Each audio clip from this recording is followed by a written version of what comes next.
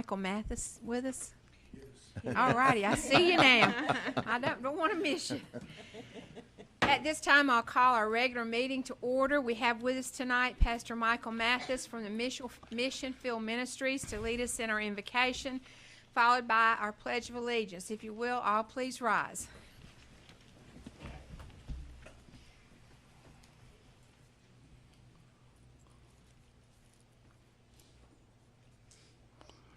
O God, you have been our dwelling place in all generations. Even before the mountains were brought forth, ever you did form the earth and the world. From everlasting to everlasting, you alone are God. We thank you now, God, for your sovereignty and how you are right in the midst of our meeting tonight. We especially thank you, God, for the leadership of Hope Mills. Always giving you thanks, God, for all that you continue to do in your loving kindness and your patience with us. And God, we ask you now, wherever there be sin or wherever there's a hindrance from us hearing from you this evening, God, we ask that you would forgive all of us collectively and individually. Thank you for our mayor, Jackie Warner. Thank you for how you continue to shield and protect her and her family as she leads the town of Hope Mills. Thank you for all of the commissioners, God, and all of our staff. Thank you, God, for how you shield and protect them. We do pray for them, God, that you'll continue to bless and endow them with wisdom to lead this town. We're always so especially grateful, God, for our first responders, how they so willingly put their lives in harm's way to protect the citizens here, God, both near and far. Thank you. And we pray, God, that you would keep warring angels at their backs when they're turned around their vehicles, oh God, protecting their families, God, even as they go out and they come back in. We thank you. And God, we're continually grateful for how you continue to build this city, prosper this city. Thank you for the park area and the dam and the lake being replenished. Thank you, God, for how you continue to stay with the leadership and the town of Hope Mills. And now, Lord, we call upon you again, although the agenda has been set. We call on you, God, that you would endow the leadership with your wisdom. Man has wisdom, but it's godly wisdom that we seek here. And we thank you now. We commit everything into your hands this evening. In Jesus' name, amen. Amen. I pledge allegiance to the flag of the United States of America and to the republic for which it stands, one nation, under God, indivisible, with liberty and justice for all. You may be seated.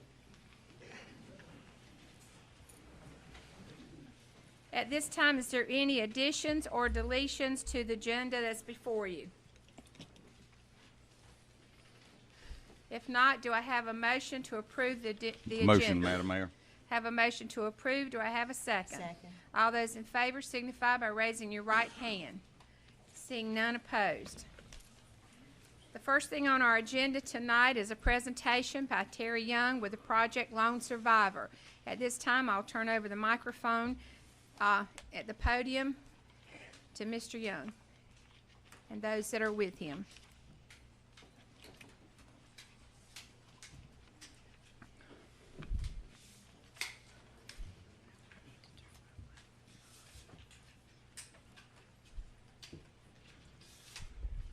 God bless America. Ugh.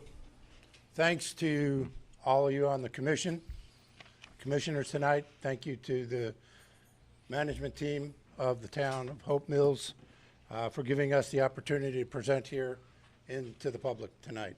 I want to thank all our supporters that are here. We've had amazing support, not just in Hope Mills, but throughout Cumberland County for over a year now, and we are very grateful and thankful, and it's because of your support, frankly, that we're here tonight. And then I want to also thank all of those who have served our country, our veterans, which is what we're all about. I'm Terry Young. I'm the executive director of the Lone Survivor Foundation that's home-based out of Houston, Texas. I've had the privilege of being the executive director of the foundation for the past 7 years and serving our veterans. The Lone Survivor Foundation was founded by a well-known individual by the name of Marcus Luttrell, Navy SEAL, who maybe Some of you have seen the movie, Lone Survivor. That's Marcus. He's the man that founded this. And it was based on his premise of how to heal a soldier from the wounds of war, the silent wounds of war, that this foundation was created. And if you've seen the movie or read the book, you know, he's a gentleman who knew something about wounds and the healing of them that was needed. And so we started out, and we do retreats for our veterans. We do retreats for the caretakers. We do retreats for couples and families. We're very family-centric in our solution to things. Our retreats are health and wellness-oriented retreats. These are not recreational retreats, although there is some recreation in it.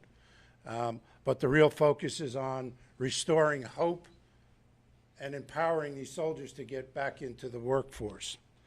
I'm blessed tonight to have with me several people that are part of our foundation. First of all, I'd like to introduce you to Tim Byram, who's in the back of the room. Tim is the president of our board of directors.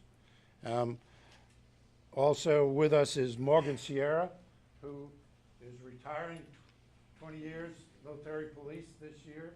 Morgan will be the North Carolina regional director for the Lone Survivor Foundation.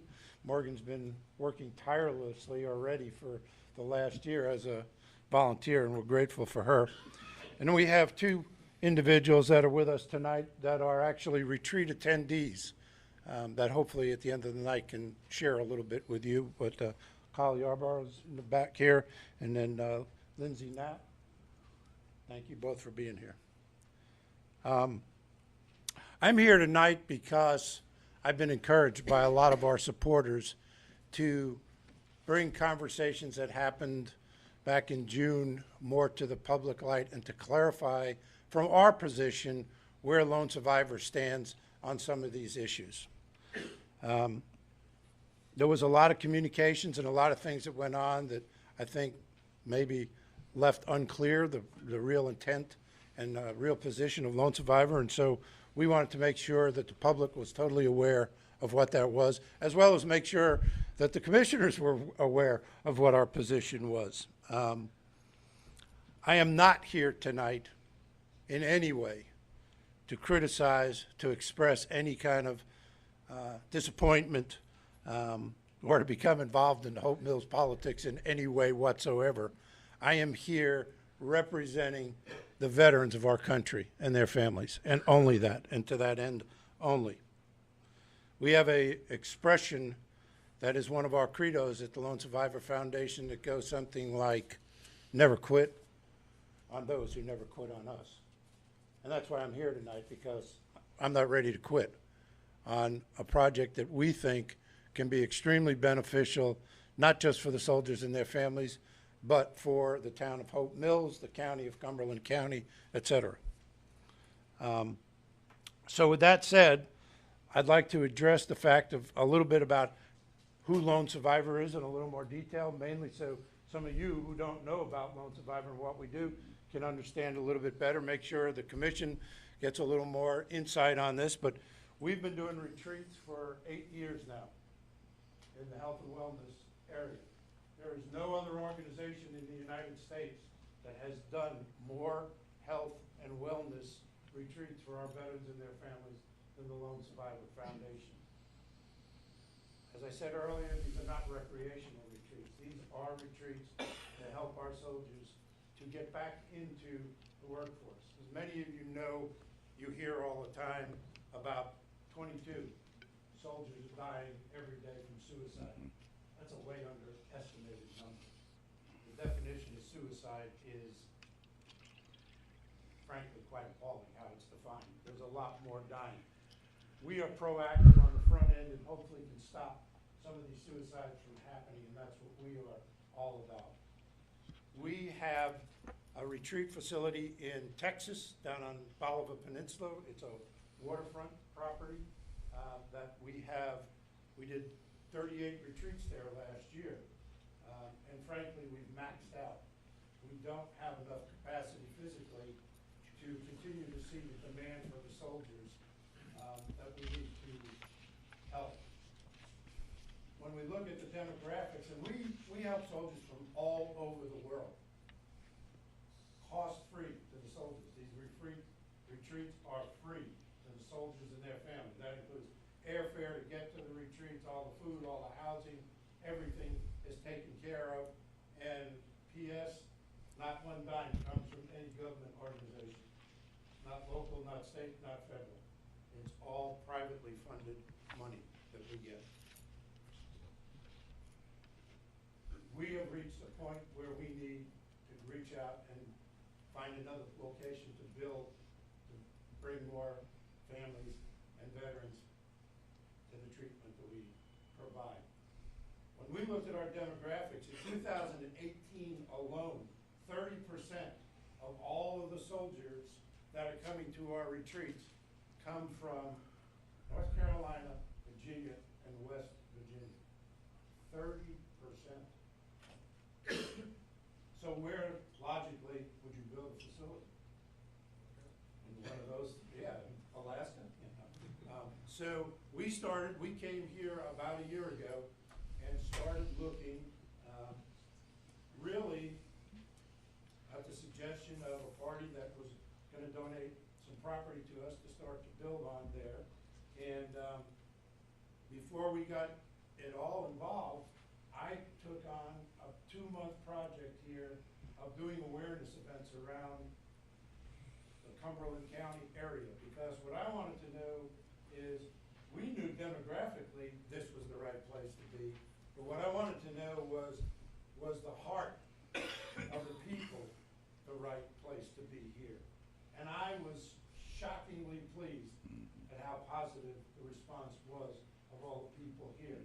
And again, that's why I'm here, because we had so much support from the people. It would be foolish for me not to be here and do everything I can to make clear what we are trying to do. So what we are trying to do is we're trying to find a new location to build. We have spent over $100,000 already in developing and getting ready for a facility here. I think you all may not have seen this yet, but this is an actual 3D rendition. All the blueprints are in place. We are ready to rock and roll. We just literally have to determine a couple of requirements on the foundation, which is determined by where the location is. But this is a 10,000 square foot facility which will be built somewhere in the North Carolina area to help our veterans and their soldiers. And our intent is to do as many as 40 retreats a year here in North Carolina. That's a lot of soldiers and a lot of help for people. So a lot of work has gone into this. Anne Marie Locklear, who's in the back, she's our designer as well as our general manager on this project, and we're blessed to have her. Her family grew up here in Hope Mills, and so they know the area very well, so we're very grateful for that. This is a facility also that our board has committed $1.2 million of our own funds to build this facility. That's out of lone survivor's pocket if we need to do that. In addition to that, we have a commitment, or a pledge, I should say, this way, of another $400,000 toward this project already. That's enough money to make this thing happen, right on its own, right now. So this is not a project that we are looking, I want to clear this up, that there be no misunderstanding. We're not looking for a handout here. We're not looking for a donation. We are willing to pay a price for this piece of property that is located at 4562, I believe is, Calico Drive is the actual address of it. I guess some people know it. I didn't know this until recently. It's, I guess, known within the community as Lake 2 within Plan 2030. I think is that fair? I'm not sure. I don't know what Plan 2030 is. So, but that we're looking at a piece of that, not the whole range. There's about 19 acres in there, of which about 4 acres are usable that we could actually build on. The rest is all wetlands and probably couldn't be used for anything other than wetland purposes that they could be, or build a lake down in the future if you A lone survivor, look, I have looked at well over 50 properties in Cumberland County. And this is the property that the healing can happen for our soldiers. It's one of those where you walk on the property and you go, this is it. This is what we're looking for. There's serenity there, there's peace there. There's also a nice thing that there's water and the sewer right there also, which is very helpful. The power lines are there. There's things that to another person that's trying to do something there, that could be restricted because those are access areas that go there that restrict what can be used. But this area is something that Lone Survivor is willing to pay a reasonable, fair price for, this property. We are not looking for a handout. And I think there was, at least in some of the communication I was seeing, some indication that that was not the case. And I want to make sure that is totally clear to everybody here. We are that high on this property. And I will tell you, we've had other opportunities. People saying, we'll donate a property to you. It's not the right property. It's not that easy to find the right property to do the healing kind of things that we do. There has to be peace. There has to be tranquility. You have to get people away from it. This is a rare piece of property.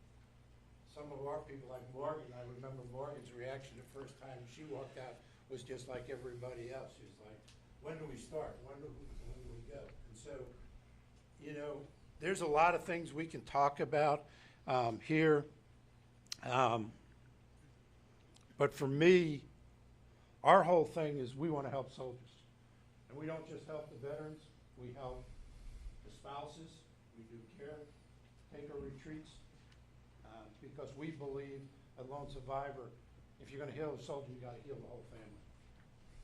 And that's been the way we've always been with this. And we do progressive retreats, and we do what I mean by progressive retreats is we would do a retreat for a veteran and then a retreat also for the caretaker. And then maybe 6 months later, we bring them together for a couples retreat. And then 6 to 18 months after that, we bring them together for a family retreat.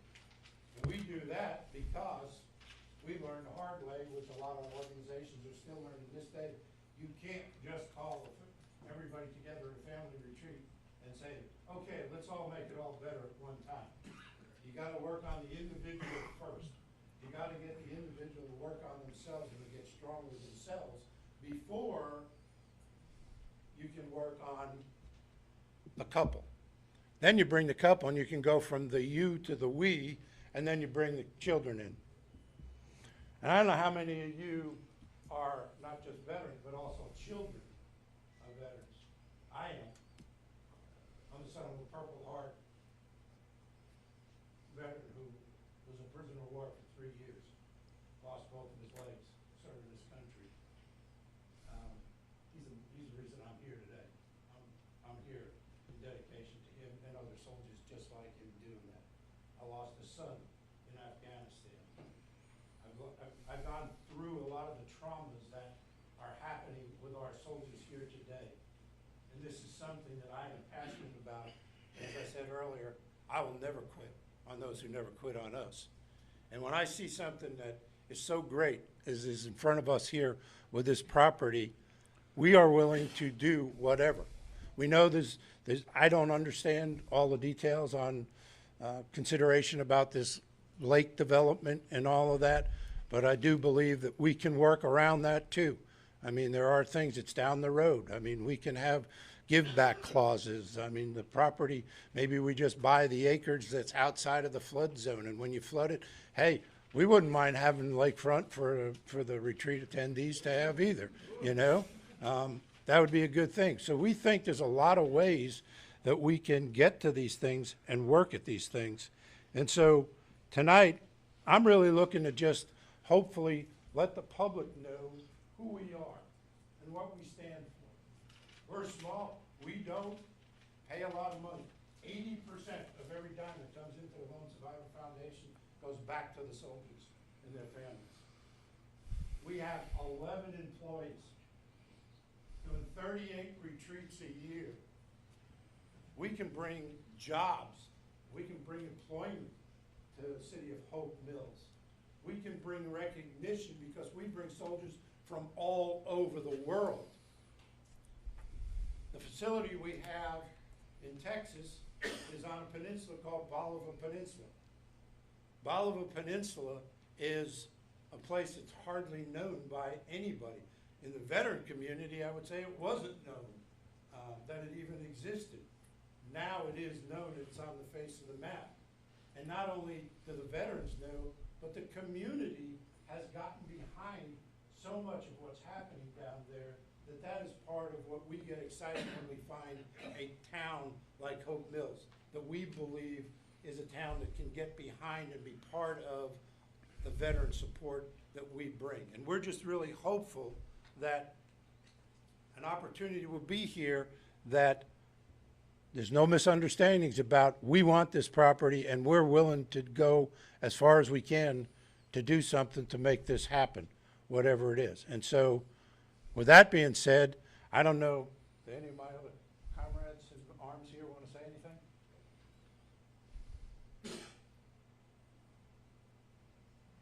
With that, that's what we have to say, and I thank you guys for your time, your attention, and we hope, you know, that this is something that can be considered and revisited and figured out what can work here for everybody's benefit. So thank you. Thank you so much for coming this evening. I appreciate that.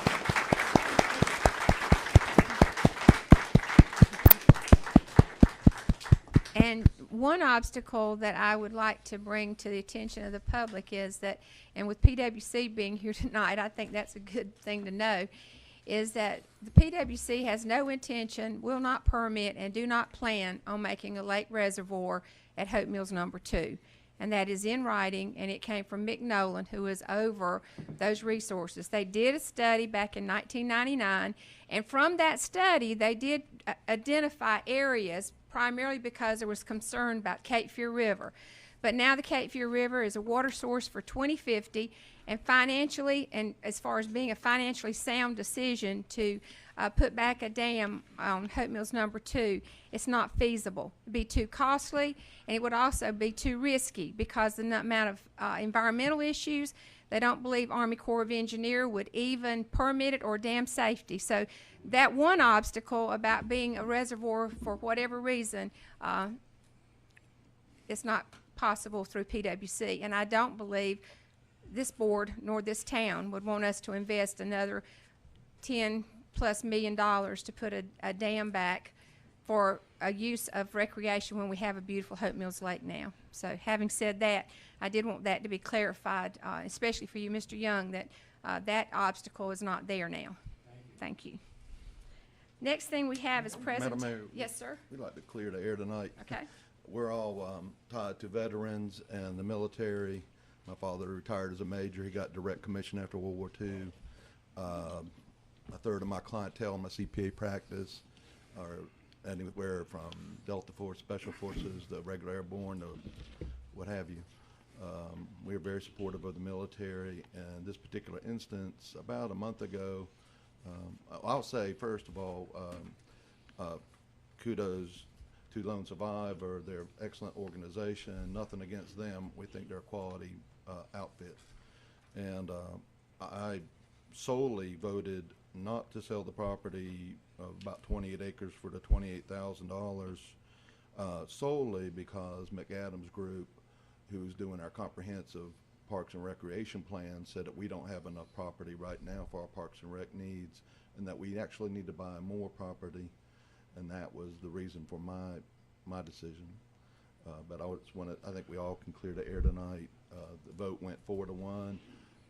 We honestly didn't know what was happening. We were going into closed session to talk about a real estate and business development deal, and then we got the presentation from the Cumberland County Business Development folks, and as well as Lone Survivor. So it was an excellent presentation, but we did have citizens waiting out there. We spent about an hour and a half in closed session trying to make an informed decision. Of course, we wouldn't necessarily decide to sell any town property in an hour and a half time frame. We'd want to study on it, and we did that. And we met again in another closed session, and at that point made a decision. But we do appreciate Terry Young and all his folks coming up here, and it's definitely a worthwhile cause. It's just not the right location as far as I'm concerned as one individual commissioner, and if the other commissioners want to speak to it, that's fine. Mayor Warner, Yes, ma'am. I wasn't gonna say anything, but since, we're gonna air things out, I'll try to do it. I was one that voted for it, and I'll stand behind it. And 3/4 of Hope Mills is military related. I don't know where it would be right now if it wasn't for the military. And you think about what they have sacrificed and what their families have gone through, children that have been left without a mother or father, so that we could have our freedom in this beautiful USA that we belong to.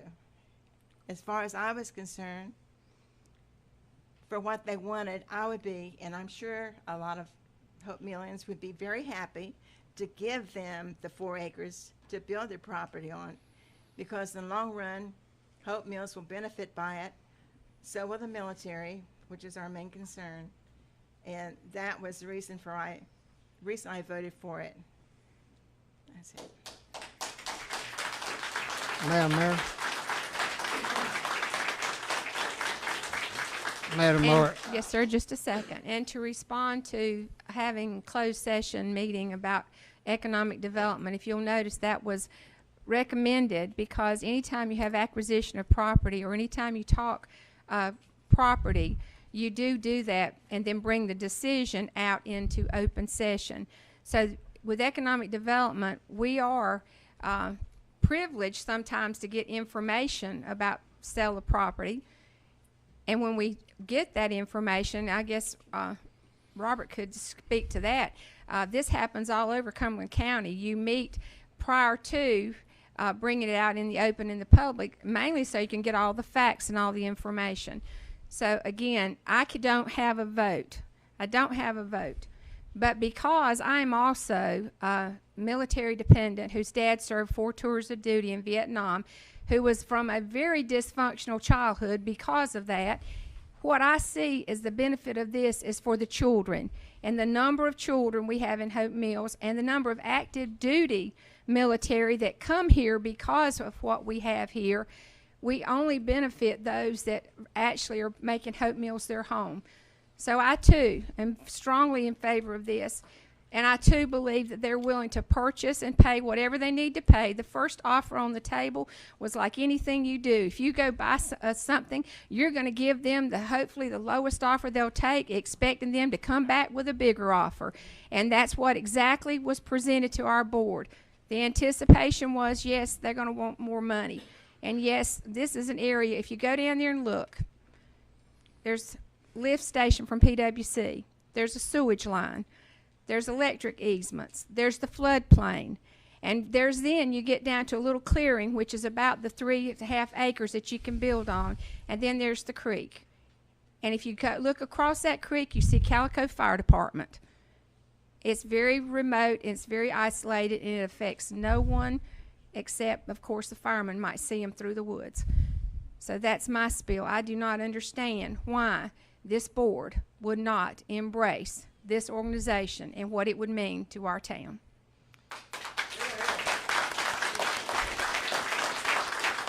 Madam Mayor, I also support this group wholeheartedly.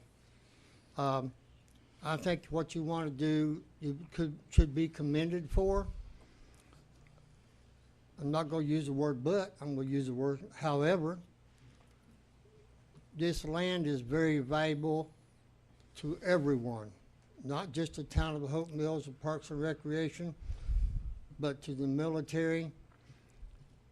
I think that if it was going anywhere else besides Lake Bed number 2, I would be the first to make a motion, let's do it.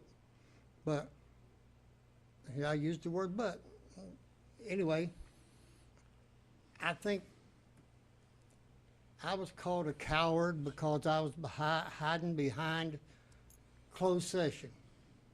I didn't call that closed session. I didn't know what was on it when I went there. So I definitely wasn't hiding behind a closed session. So, if you guys find another place that we can help you with, I'd be more than happy to jump on, because I want to thank each and every one of you for what you've done for this country and what you continue to do for this country. And I'd like to see you be successful in finding a place that's suitable for your organization. Thank you. Anyone else? I'd like to, Okay. if nobody else is going to take a turn, I'd like to say that we have given land before. We gave land to VFW, and we have leased land, and it belongs to Hope Mills, and that we leased land to Big T. So we have given land and we have leased land. That's all. Madam Mayor, Yes. everyone on this board supports the military.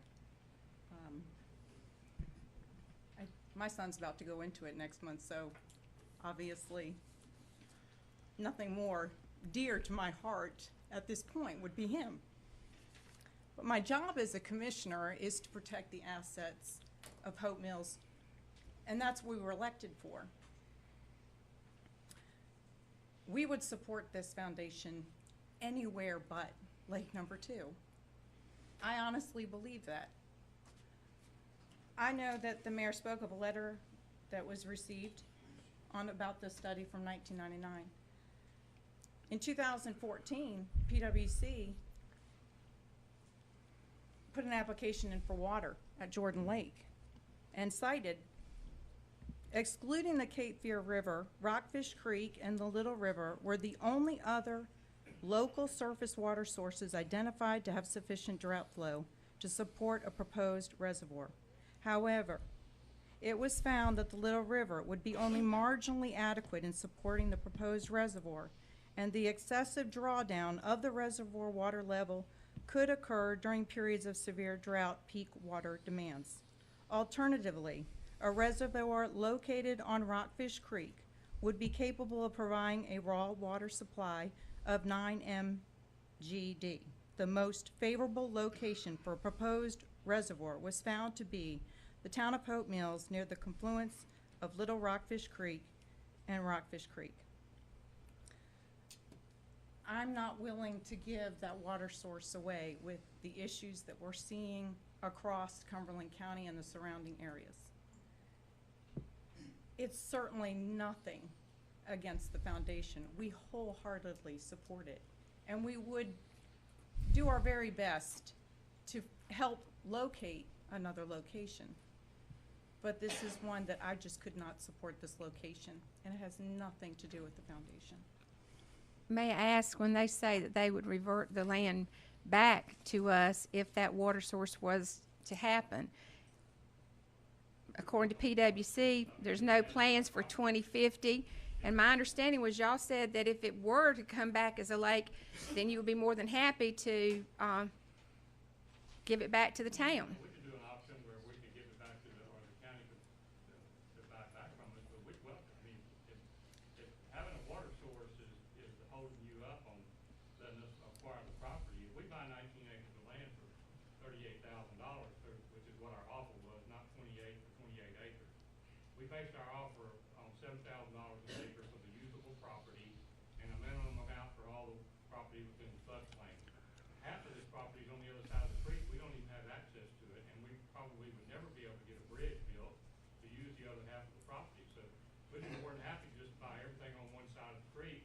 And if y'all put a dam in, that just enhances our property. There's nothing that we're gonna do on this property that's gonna stop this from being a water source if you choose to have a water source in the future. The property owner on the other side of the lake has actually asked why he wasn't approached. The property that they're talking about is all town property. The whole piece of property is town property. There's not any other owner. It's all town property. It's all owned by the city.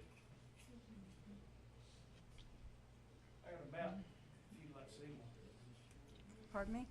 Have a map of the property if you'd like to see it, to confirm what Jackie and he said. No, I'm fine, thank you. Okay. And where it's located is at the end of where the, if the dam was put back up at the other end, what would happen would be where they're located, where they're asking for property, would be where, possibly theirs might become lakefront. But there's floodplain there, and there's also environmental issues in the other section that you can't build on. And of course, the sewer line, the electrical easement, and the lift station. All of those impact that corner of the property. If where we're gonna put the facility is up above those sewer lines and those easements, I would think if you ever put a lake there, you're not gonna want your sewer underneath the lake, and you're not gonna want your utility easement or the power lines running through there underneath the lake either. So the logical position for a lake would be to make the dam low enough so that all of this property that your sewer easement and your utility easement would have to be above the water line on the dam. And we're gonna be even above that property.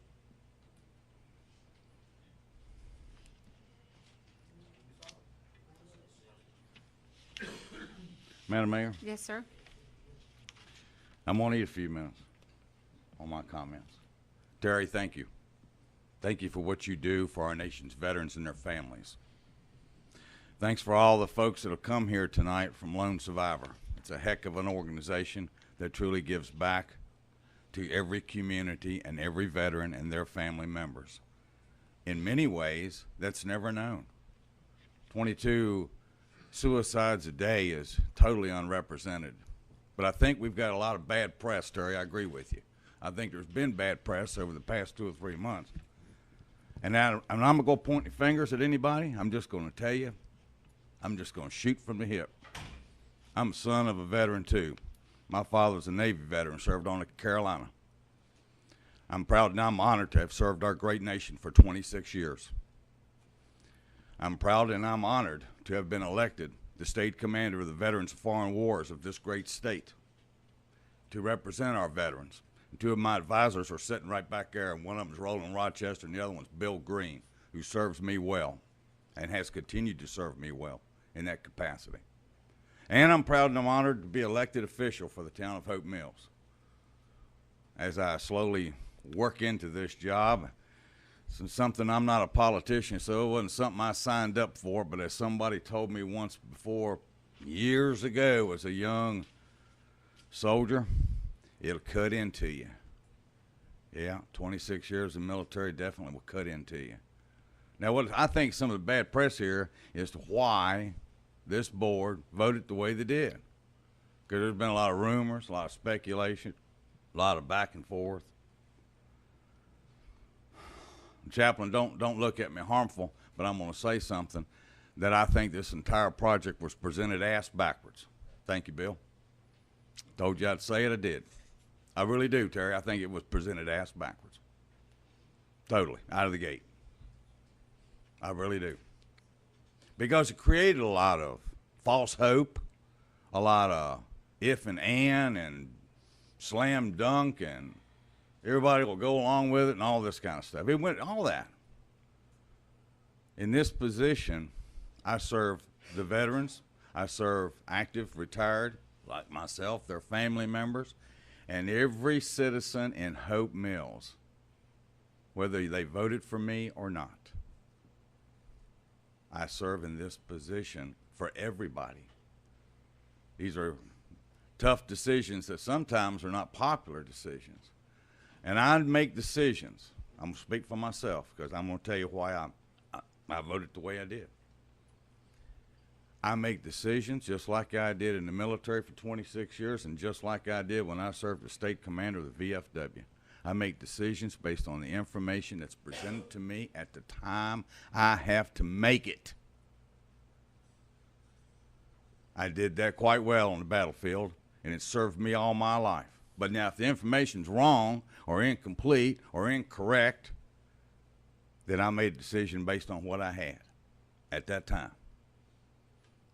There's a number of commanders right now, as you sit in this room, that are on point, downrange, making decisions that we can sit here and discuss on the information they got. God bless them. when this was first approached to us, and it was back in June, seemed like everybody around the county knew about it besides this board. Terry, you gave a nice presentation on my campus where I work in FTCC. It was really nice. I just wasn't there that day. But I got to see the video, and I got to hear about it. And I said, well, doggone, this sounds like he's talking about Hope Mills. This was back in April. And we didn't learn about this thing until June. And there had been a lot of work done already on this property before we even learned about it. They didn't have any idea you guys were looking for this. Now, I will tell you, I support this project and have for a number of years, because I remember, Terry, when you guys were coming to Linden, up there on that horse park. Remember that? Horses That Heal. It was a huge opportunity for our veterans and families. That's when I served as state commander VFW. All VSOs, VFW, American Legion, DAV, were all in support of your project. Just like years ago, we were all in support of the last big community project that came to Fayetteville, and that was the Jubilee House. And there may be some of you in this room that worked out there in the July heat, like my wife and I think Meg Larson did too. We started that project, and we ended it. And we did it all with volunteers. And it was one heck of a project, and it was all for homeless veterans. I look at this project the same way, Terry. This is a huge project. So we had the reservoir issue that came up. We had two studies. I got both of them right here. I got a whole file of stuff here. Anybody wants to look at it? I ain't hiding nothing. There's two studies. One of them was 1999 about the importance of that reservoir out there called Hope Mills Lake Number 2.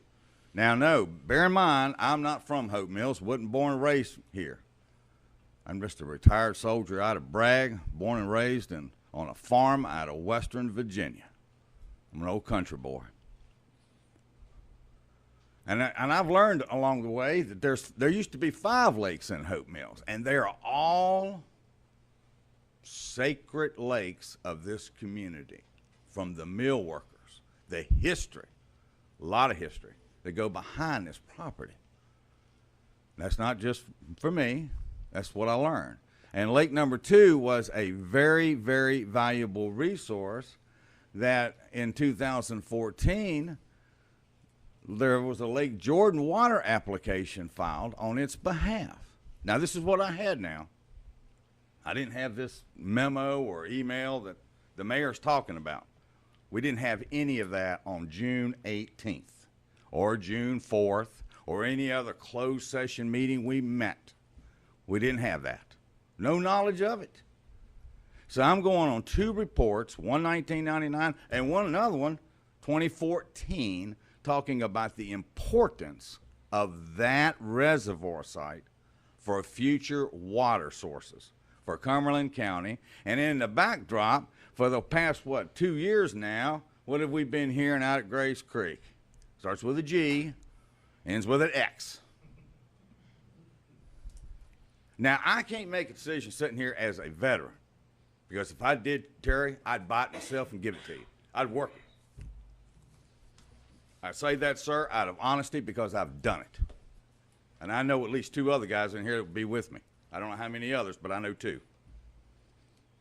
So that report is what we had as one challenge to your location, was that report of the future water reservoir and the benefit that it would have for all of Cumberland County and the surrounding areas of Cumberland County. Was that importance? It's all right here. That was 1. 2, in our 2030 plan, we've got that designated as a parks and recreational opportunity, which is a wonderful, wonderful location. There used to be a park, so I'm told, on that little property, that 1-acre property that you guys are looking at. Used to be a nice park there a long, long time ago. Real nice one, beside the gated fence. And I looked at the opportunity. That would be such a nice opportunity to restore that area for Parks and Rec. Could it be used in a partnership between the town and Lone Survivor? Could it be? Could it be? Don't know. The citizens of this town has ponied up, what, I think we're at $75,000 for a Parks and Rec comprehensive study from McAdams Group that we're waiting for the results of in September. That's reason number 2, is that we've paid this group to look at all of our Parks and Rec before this came out. Now, I'm trying to explain to you on June 18th, before this decision was made. So there's 2 things that are happening before we made a decision with this. You had that. And that's coming back in September. We don't know what that's going to look like. It could look like we could use it as a Parks and Rec. It may not. Because we've also got the golf course included as well. There was another thing. There's been no appraisal of that property at all. I mean, that goes to number 3. No appraisal. Heck, the deed wasn't even researched about this property when we first heard about it. The deed wasn't researched. There's been no appraisal of the property. I know what your generous offer is. I truly do. I don't know if you're high, low. I don't know. Nothing done there. Nothing at all with the offer. That's reason number 3. And reason number 4, I said in the beginning, this whole thing was presented ass backwards. I don't like stuff like this. I don't. I truly don't. I ain't going to sit here and point any fingers. That I think if you just showed up here, Terry, and presented this out of the gate like you did tonight, and let us do our research and find out exactly, is this going to fit? Because even in the slide, in your slides, there was something that gave me pause. And it was on slide number 2. The engineering firm has recommended additional environmental work research, and the client, which is you, has expressed interest in the next steps of the site development of the site. There was an old mill down there at one time, and nobody really knows, well, at least I don't know, maybe some of the older folks that are still around in Hope Mills probably know, what was left over from that old mill site. Heck, the ground may be contaminated where it can't be used for Parks and Rec, your company, or anybody else. And maybe that's why it's been sitting there undeveloped for, I don't know, 40-some years. I don't know. That's speculation, Terry. But that gave me pause, too, when I looked at this. And it was like, well, I would surely hate to see you invest $2 million in a piece of property that's just not going to work. Pretty much probably what happened in Linden with that deal. I have a lot of veterans that continue to ask me, they thought you guys were in Linden. And I said, no, they didn't go to Linden. Now they're trying to come to Hope Mills, and I'm glad you are coming to Hope Mills. I don't know if this is the right property, and it's for a lot of reasons, and it has nothing, and I mean nothing, to do with your organization. I'd feel the very same way if it was any organization that wanted to look at that property. Now, there's another reason, too, is that this came to just the board and it came in closed session. I don't like either one. I like transparency, and I like everything done in front of the public. That's who I am. I think that's why I was elected to sit in this seat. And I think before any decision's made by this board, there has to be a public hearing so everybody has the opportunity to express their concerns. But you can't have a public hearing if you don't have honesty, truth, and the total real facts. If you don't have all that and you hide behind cloaks of secrecy, well, then that's where decisions go wrong. Rumors start, misinformation, and above all, Terry, bad press. And I don't want to see any bad press towards your organization. Can I remind you before you go any further that, first of all, Commissioner Legg was not in attendance at that meeting, so it was a 3-to-1 vote. And also, you cannot vote in closed session, so. Didn't vote. Didn't That's say why a I'm vote. saying, if you I was haven't, at that first meeting. not this the one they voted. I didn't And know if they there's, voted on it. and if there is a vote, which I wish you would quit saying, if there was no vote in closed session, it has to be voted on in the public. Okay, then I'll say And so, consensus, but what Mayor. has been said is that you voted, and that it was a 4-to-1 vote, but it was a 3-to-1 vote because Commissioner Legg was not in attendance at that meeting. And I ask again for this to be brought forward to this community and for this to be voted on in public. If you wanted to vote 4-to-1, 3-to-1, whatever you wanted to vote, I ask for it to come forward because as mayor and knowing closed session rules, for you to act any kind of action, you have to come out and you have to do the action in the open. That's correct. And so what That has is happened exactly is correct. you've sent forth a message that you voted against this and you did this in closed session. We took a census. It doesn't matter. That's a vote. You've Mayor called it a Warner. vote. Are you through? I just told the truth, Mayor. I told the truth. And I get a little offended by the interruption, Mayor, but I'm going to excuse it this once. Here's why. I'm trying to tell the company what actions occurred and why. I think that's what you want to know. Here we are tonight on the 23rd of July. This decision was made on June 18th. This didn't happen last week, didn't happen last night, didn't happen 2 weeks ago. It happened on June 18th, and it happened in closed session with the information I just told you. Now, the last 2 days, we've gotten a new email from PwC that changed, that, I don't know, is it a game changer for the reservoir location? Just got that. I don't know who this person is. All of a sudden, the email just arrived. Would have been nice to know that prior to June 18th, I think. But this is what I'm trying to tell you about, is why the decisions were made.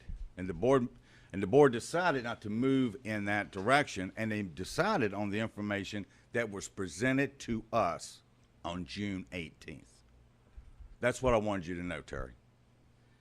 Mayor, if I could, I'm just gonna lay it out. Everybody knew about this deal except for these 5 commissioners. The mayor's son presented the presentation in closed session. I had utmost respect for Teddy Warner, but obviously discussed the matter with the mayor. They also had discussions with our town manager and our town attorney. And our board should have been instructed from the very start that, hey, there's somebody interested in a piece of property you guys have. Are you even interested in selling it? But what happened was we got called in closed session, didn't have a clue what was going on, and there was an hour-and-a-half presentation back there. This is nothing against Lone Survivor. It has everything to do with our team up here at Hope Mills that seems to be dysfunctional at this point. And I'm embarrassed by it. It's not what we're about. But I'll make a motion right now that we do not accept the proposal at this time from the Lone Survivor. hear from the people who signed up to speak? Yeah, you've got a long Madam list Mayor, of may I speakers. say That's something? for Is that public public comments, comments. or- Public Yeah. comments. Yeah, but that's Madam not for Mayor? pub- We just want to hear from our people. This isn't a public hearing, though. This is the presentation. This is a presentation. We have public comments in the meeting. Yeah, public comments from Nate. Then, Madam Mayor? Point of order, Madam Mayor. yes, sir. If I may humbly suggest, the public comments, I noticed there's a lot of people who want to talk on this particular subject. As a point of order, you could bring it up and the board could agree to have the public comments prior to any other action of the board. Okay, at this time, I would like to have the public comments brought up prior to any I action don't of the want to board. have that right now. We have a motion on the floor that we've got to resolve before we do anything else. I'd like to make, Mayor Warner, I'd like to make a comment, Okay, since we haven't voted on the motion. I don't have a lot of accolades or anything like that, but I do know Hope Mills, and I do know the people of Hope Mills. And you're all taxpayers, and this property belongs to the taxpayers, not just the town. You are the taxpayers. And I know we were elected by y'all, but it's just not right. And as far as the closed sessions, and he mentioned the town manager and Warner and economic development being there in closed session. Before they do anything with property, it goes through economic development. That's before we know what's going on. They do all the research. Like some of them got upset because they'd gone out and they tested the land or something like that. That's what they do before it comes to us. That's part of economic development. And I just feel it's up to the people. Ma'am, may I take this opportunity to second Mr. Mitchell's motion, and I agree with Ms. Edwards. This land belongs to the citizens of the town, and I would be willing to put this on a ballot at an upcoming election and let the people decide if Okay. it's possible. That's not possible. I don't think you can. No, that's not. Okay, well, But I would, that's just a thought. I would ask that, based on my knowledge, how many people in here are against this project? If you will, raise your hand if you are against this project. Excuse me, Madam Mayor. Yes. I think the wording of that is totally, Well, give me the right word. Give me the right word.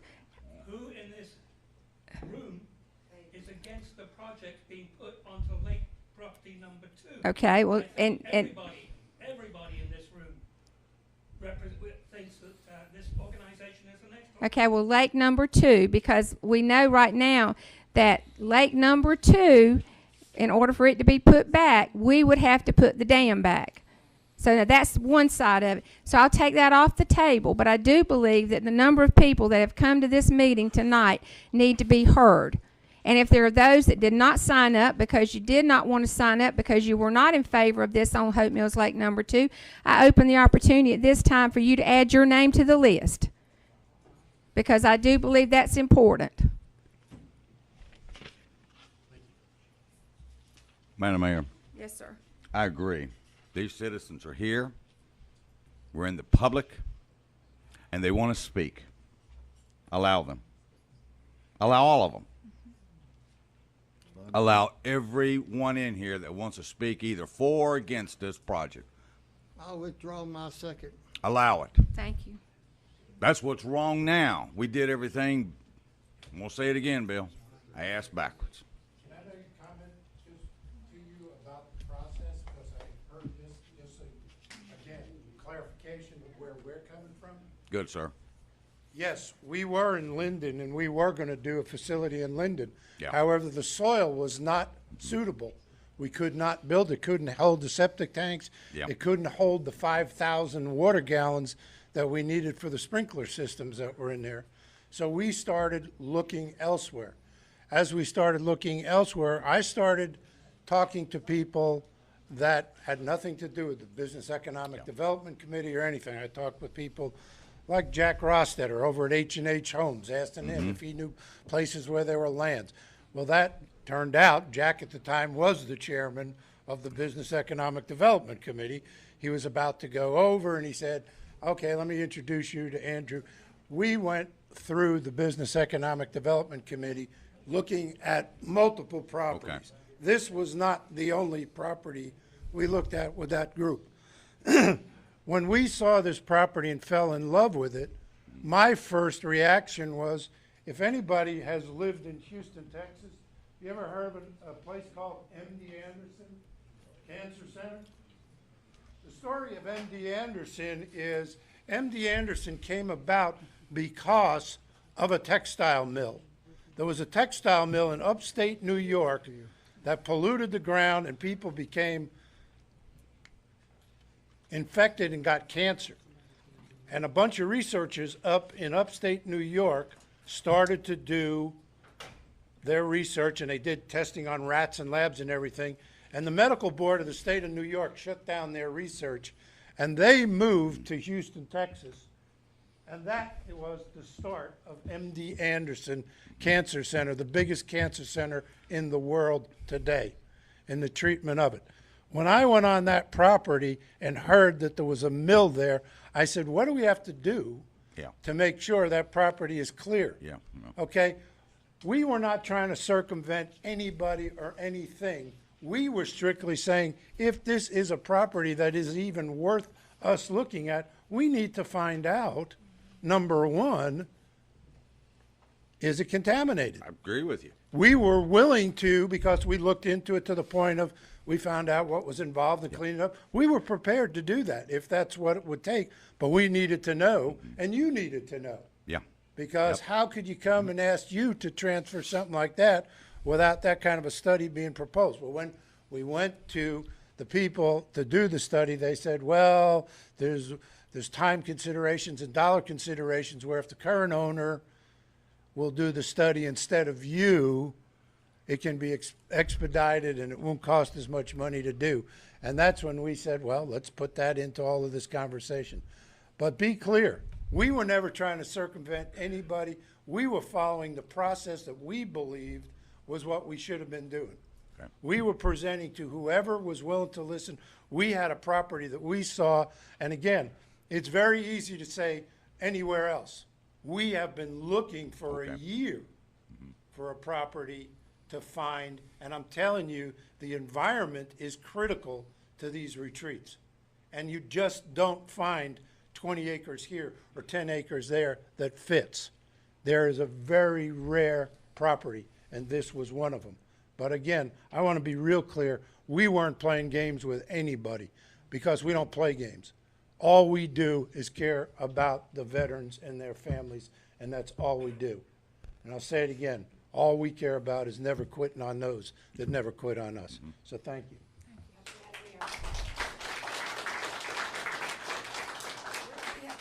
Somebody, but my husband and I he's from Houston, Texas.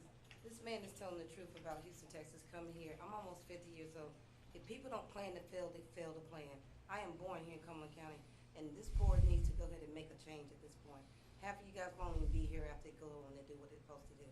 You gotta let these children, vibe and have some type of serenity, some ground and some root to do the right thing. And that's all I have to say. Y'all bless, God bless you, Mayor. Thank you. Thank you.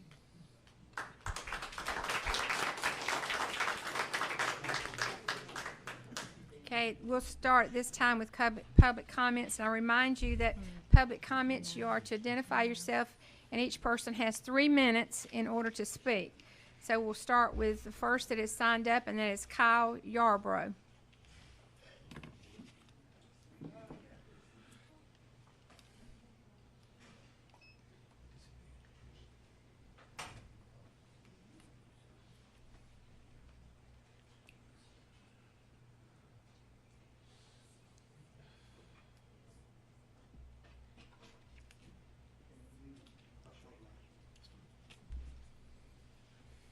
All right, my name's Kyle Yarbrough from Smithfield. I do not work for Lone Survivor Foundation. I was an attendee for one of their retreats. And I want to quickly hit on the retreat and how important it is. And you speak of value and golf courses. I want to tell you what's more valuable than that. And that's the fact that I'm still standing here and that it's all due to Lone Survivor Foundation. I'm going to tell you something that I've not spoke about in public. And that's that for 14 years, every day I woke up and the hardest thing I'd done was not kill myself. The hardest thing I'd done was live. And I'd done that for 14 years. I went through 2 marriages, lost half my family because they couldn't deal with me. And my second marriage was coming to an end. And someone reached out to me from the Lone Survivor Foundation and said, you need to check these people out. They're real. They're pretty cool. So I went to a foundation, went to, is it Crystal Lake, Texas? Crystal Beach, Texas. A few months back. Coolest thing I ever done. I met people that I still text on a daily basis. We still email. We become instant best friends. That's what you do in the military. Well, since I left, my wife's seen a change in me. My family's seen a change in me. My nieces have seen a change in me. I haven't thought about suicide once since then until bringing it up in front of you guys. My marriage is back on track. I'm back at work. I finally got a job after being unemployed for 3 years because I couldn't work due to anxiety, stress, PTSD. I understand that the land is valuable. I understand that Parks and Recs wants to use it. But what's more valuable than human life? And the fact that building that retreat saves lives. And there's thousands out there that are worse off than I am, and they need to be saved. And they're not going to be saved if we cannot build this retreat. My sergeant that was with me in Iraq, which I want to get to a lone survivor retreat, he made that. That's how he deals with his PTSD. He makes them, they're handmade, beautiful. He wants to go to a retreat. He can't. His PTSD is too bad that he can't board an airplane. He couldn't even come in this room right now. That's why we need local retreats. And if Terry says that that's the right spot, that's the right spot. We're going to be saving lives. I promise you. That's it. Thank you, sir.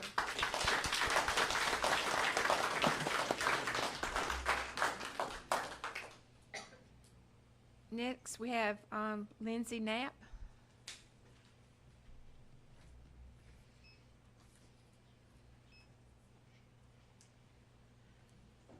My name is Lindsay Knapp. I also attended the retreat. I'm a veteran. I'm a mother. I work on Fort Bragg as a victim advocate. So I work with soldiers and family members who've experienced sexual assault or domestic violence. This, I attended the retreat along with my brother, and it's for everyone, and it's for the whole family. If you guys are on the fence about this being a recreational place for families, my question is when? The lone survivor will do that today. They will do that today, and they will do it at no cost to you. They will do it at no cost to you. They can provide that resource that you want to provide your citizens today. They can save people like myself, like my brother, and then all the soldiers that I see day in and day out. They don't want a TRICARE resource. They don't want to go to the VA. They want something off the books. And the lone survivor will give that to them. They will provide them all the mental health care that they need in that weekend, and then they're going to set them up with providers when they leave. They're not just sending them out into the universe. They're like, where are you from? Oh, we flew you in for free from wherever you're at. And then they're going to they sent me back here to North Carolina. They're like, oh, you know what? I got somebody for you there. They're already linked into this community. They're linked into this community because of people like me, because of people like Morgan, because of people like Terry, because of people like Kyle, and everybody else that's sitting back here. They're linked in. So of course, the whole community knew about it before you guys did. Because they are linked in. They know the veterans. They know who needs the help. And that's who they are helping every day. That's all I got. Thank you.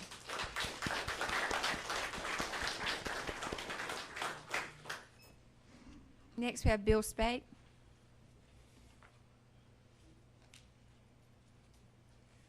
Good evening, and thank you for not allowing me to talk beyond my 3 minutes the other week.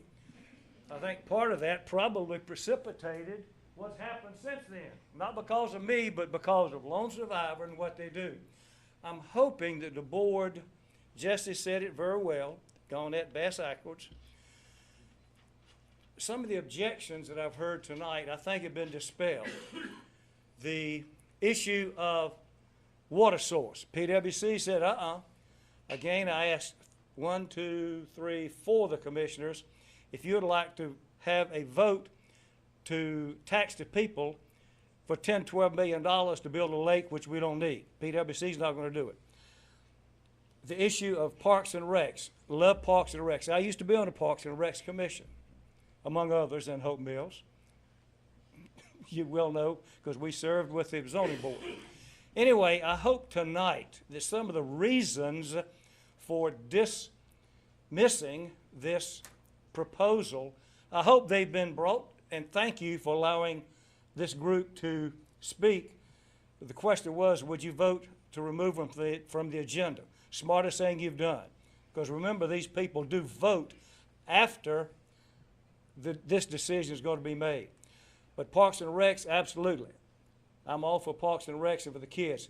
As a veteran myself, I think it's pretty obvious that this small microcosm of property in Hope Mills is far greater than any little park in perpetuity. These people are willing to pay. They're willing to revert the property to the town. Is that not correct, Terry? If it doesn't work out, they're willing to do anything they can to make this work. So please back off. Jesse, you spoke very well. God bless you. Thanks, sir. That because you made the decision on what you had. You have other information tonight. Yes, Parks and Recs. Don't let that be the sole reason. Don't let the sole reason be, I see 46 seconds, don't let the sole reason be, oh, we need a water source. That's a moot point. Please, listen to the people of Hope Mills. Listen to them tonight. Listen to them if it's brought again. Because you people are going to remember this at the next election. Thank you. 26 seconds.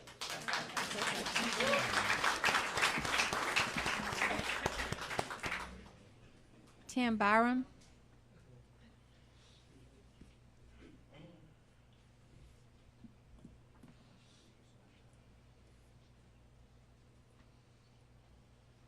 My name is Tim Byram, and I'm board president for the Lone Survivor Foundation. My purpose of being here is financial. I represent the board, and I'm telling you that whatever this board decides as far as negotiating a price on this, we're willing to work with you on it. We based our price, we were asked to make an offer on this property, a lease offer as well as a purchase offer. We submitted an offer.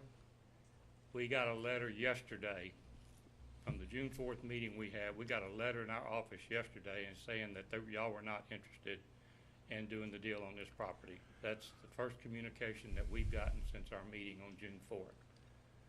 We've been waiting ever since that meeting and ever since we made our offer for y'all to come back with a counter offer on this property. It was for sale.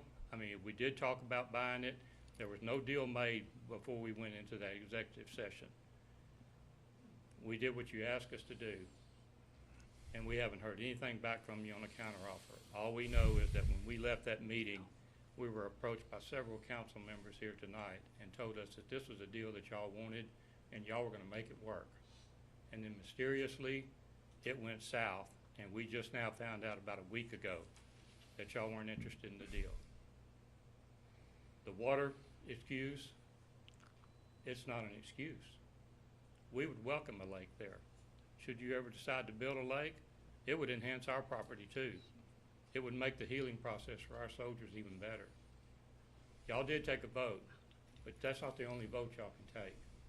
You can rescind your vote, you can do another offer, we can negotiate a deal, and I'll say in North Carolina, as long as it takes to negotiate a deal with your people.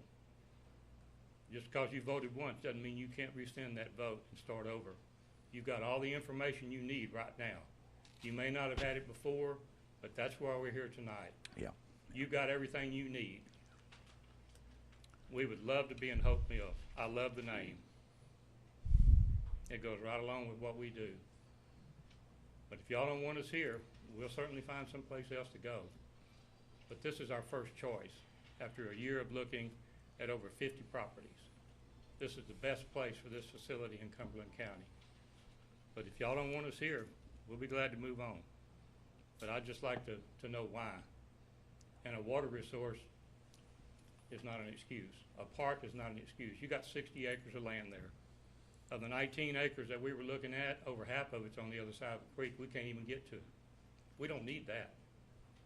But we based our price at $7,000 an acre for the usable property and a minimum price for the property that was under the floodplain that was not usable. But it was a first-time offer.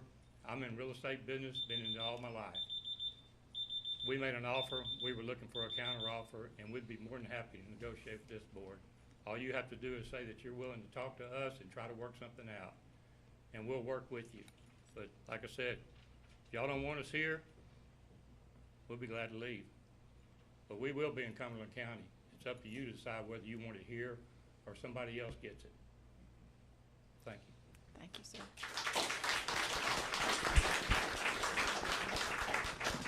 Rod McLean.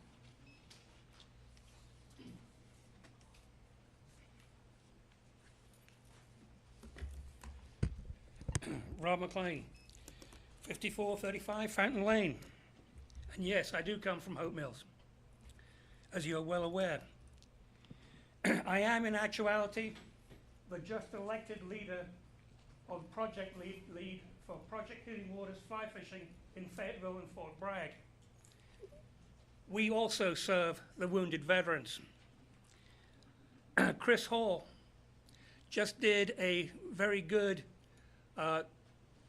Healing on the Waters at the lake. He works with wounded veterans. I know that there is a Wounded Warrior chapter here in Fayetteville. They do work with it. Yes, they suffered a little bit recently, but they do work with wounded warriors. There is nobody in this community, I do not believe, that has anything against any organization that works with wounded veterans. Having said that, I'm going to run through a short list. And if it makes you cringe, cringe. Walmart, Elk Road. Plank Road. Mulder Street. If you don't remember those particular incidences and don't think about them very hard, then you should not be sitting up there as the Board of Commissioners and the mayor. Walmart was an operation that was done in so much darkness that flashlights weren't even legal in Hope Mills. Mulder Road. There's an error on Mulder Road that has just come up and has been fixed. Plank Road. Every single one of you up there knows that we gave away that land illegally. No questions. It was illegal. And now we hear that the Lone Survivor Foundation, and yes, I agree with you, you are a great organization, and this has nothing to do with you. This town does it, and I think Mr. Belfast put it about right, ass backwards. No, but everybody in this town is hearing a little bit here, a little bit there, something else somewhere else. This group knew about it, that group knew about it. Why all of a sudden is Walmart in blazing red colors all over every wall? Is this not Walmart again? Can we afford a Walmart again? We had Walmart, we lost our town attorney, we lost our town manager. I do not think that we can go through losing another town attorney or another town manager. It is time that this board look at what has to happen, bring it out into the open, and hold a full public hearing on it. You cannot make a vote based on what happened here tonight. You have to stop, go through every piece of information that you have got and have since, quote, discovered, then hold a proper public hearing before a vote is made. Thank you. Thank you. Well said, Rod. Well said. Next, we have Anne Marie Locklear. Well said. Exactly how I feel. I thank you for allowing me to speak. I'm here tonight on behalf of Lone Survivor, ladies and gentlemen, and I appreciate the opportunity. As the general contractor, my name is Anne Marie St. George Locklear. I was raised in this community. I graduated from Southview Senior High, and this community means a tremendous amount to me. And I took on this project not because I needed to build something else, but because I believed in what my father had served so many years in the United States military for, what I've seen my father suffer through, what I've heard many tonight speak on, and I stand here proud to be part of this project and proud to have walked that land off, not with any undercover operation, just looking at many properties. And when I was brought on with the property you speak of in Linden, sir, respectfully, I walked that property off and quickly understood we could not build on that property. It was very generous for someone to give it, however, it could not be developed. So I come to you tonight to say this is a tremendous asset to Hope Mills if you look at it from an economic standpoint. Look what it brings to the community beyond what you give the soldiers. You will, for the next year, generate jobs for construction workers. You will generate jobs for years to come for healthcare providers. You will generate a facility that is not only locally known, statewide known, nationally known, but internationally known.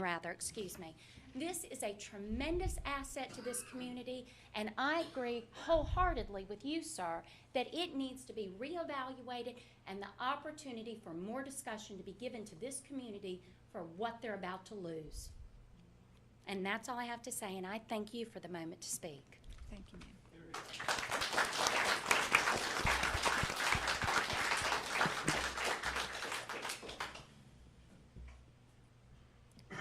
Alexandra, and I don't know how, I'm afraid I'm going to mess up your last name. Okay.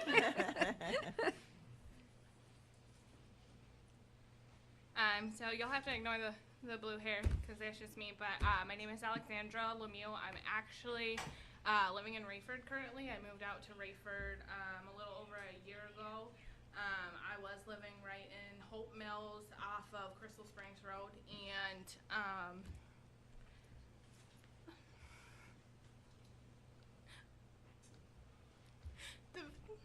the building of this foundation means so much to me.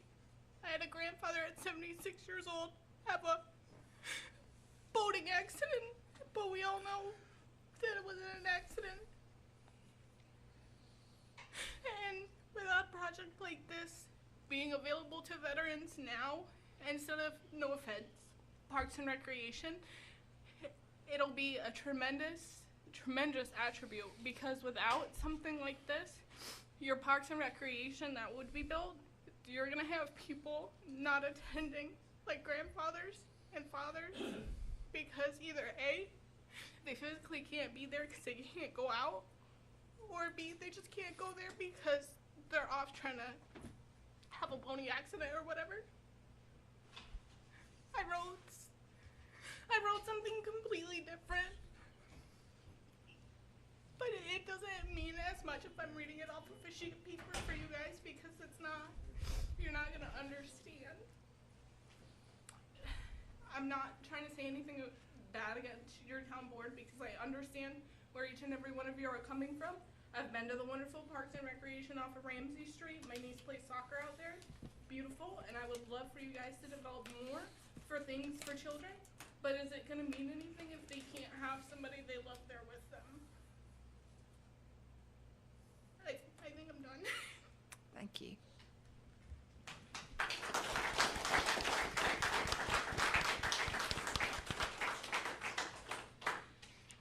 Robert Van Giens.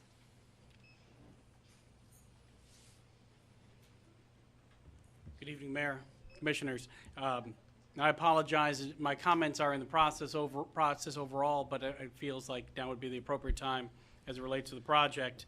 And again, Robert Van Giens, Fayetteville Cumberland Economic Development Corporation, and we are the ones that did make the initial introduction between the project and the town. And if I may, I'd just like to clarify for the public maybe a little bit about the process and how we brought it to the town. After their previous search did not work out, we were asked to help Lone Survivor Foundation find a site, and we did. We looked at a number of sites, but in all sincerity, in all honesty, one stood out here, and we thought that it would, honestly, we thought it would be a good fit. And, but we did. We advised the Lone Survivor Foundation, especially considering what they'd gone through in Linden, that we needed to have our ducks in a row, and we should do due diligence beforehand. And we did. We got out there, we did a phase one, we contacted the town, we walked the site, and we tried getting the basic information to find out, is it even feasible to come to you with? Because it's not worth wasting anybody's time on a project at the end of the day can't be built.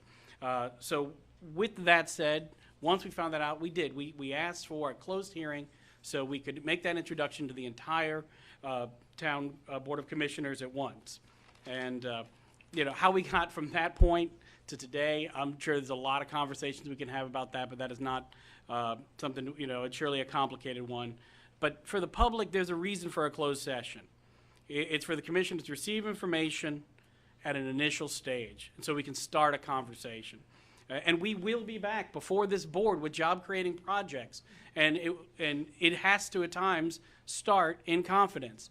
But here's the thing for everybody to take away, and this is for the public, even though I'm looking up at you here.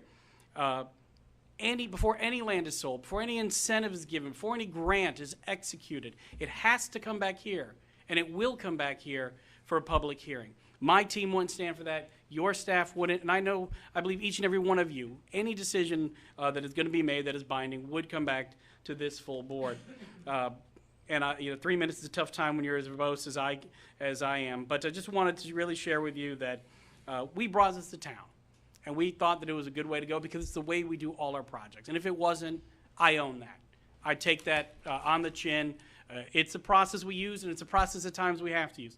But for everyone, at times what we talk about must remain confidential. But that's a small piece of what we do. So I encourage anyone who has any questions, I will share with you everything I legally can. So pick up the phone, send a text, fire off a tweet. If it's all right with you, I'd like to leave a stack of my cards with the town clerk. And again, I feel like I'm talking to you, but I'm actually talking behind me for anybody with any questions about what we do with economic development. Our intent wasn't to divide this board. Our intent wasn't to force this project on you. In all sincerity, we really felt this was going to be a good fit on that site, and we wanted to initiate a conversation. So whether we do this project today or do something tomorrow, we'll do the best we can to support you in your economic development goals, because working together, we want to bring economic opportunity to this town. And would you clarify my son's responsibility with your organization? Teddy Warner is my business development manager, and he's charged with my site identification and development program. As such, he is the first person to look at matching sites with potential projects. Do you view that as a conflict of interest to send him in closed session with his mother as the mayor? Do you consider that a conflict of interest? Quite frankly, we brought this before you, and honestly, I'll tell you the 100% God's honest truth here. This is a great project. There was a site that we had done some initial looking at, that we knew the town had done with. We thought we were bringing a very positive thing, again, to start a conversation with, where you could ask questions and give us guidance. No, but you don't fund our organization. We work for, the county does. And we honestly, just as if someone I knew closely was on another town council, we'd bring them a project, because this is an opportunity for you to consider, for you to decide how to take it and whether or not you want to take it forward. It was just, honestly, I think Teddy was very excited. There was a great opportunity in his hometown and wanted to bring it to you. Anything other than that would be, well, that's just the facts as they lay. Thank you. Any other questions? I'm more than happy to answer them. I'd love to. If there's questions afterwards, please, I'll be available today or anytime. Thank you.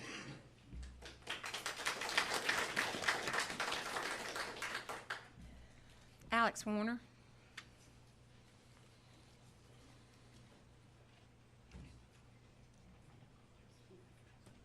Thank you, Madam Chairman. My name's Alex Warner. I live at 433 Legion Road here in Hope Mills, and I have for as long as this young lady's granddaddy served in 76 years. 4 years, 4 miles from where I was born.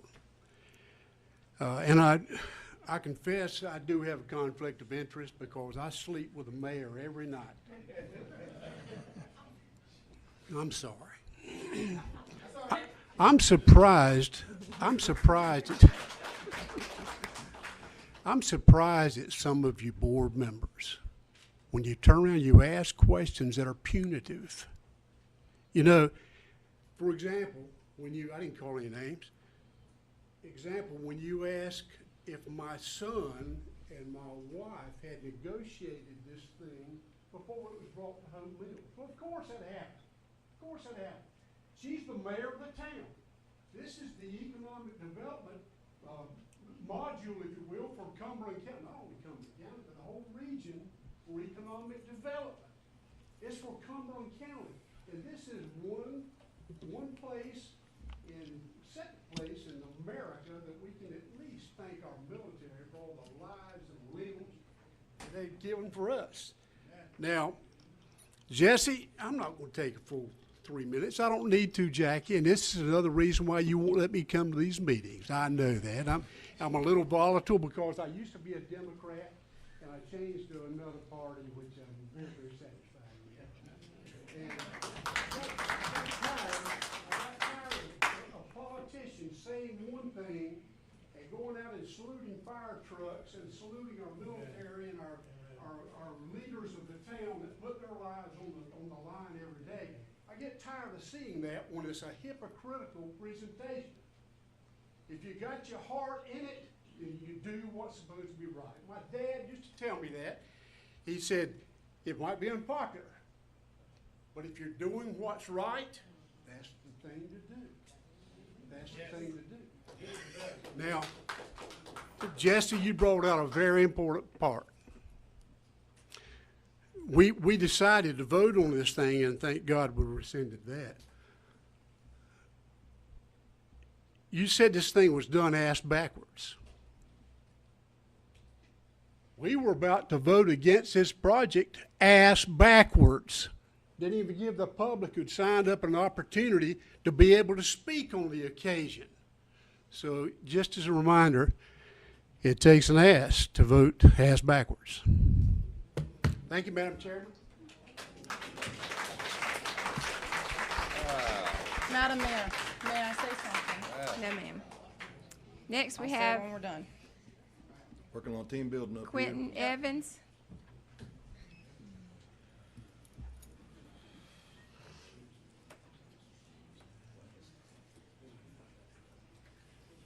How y'all doing today?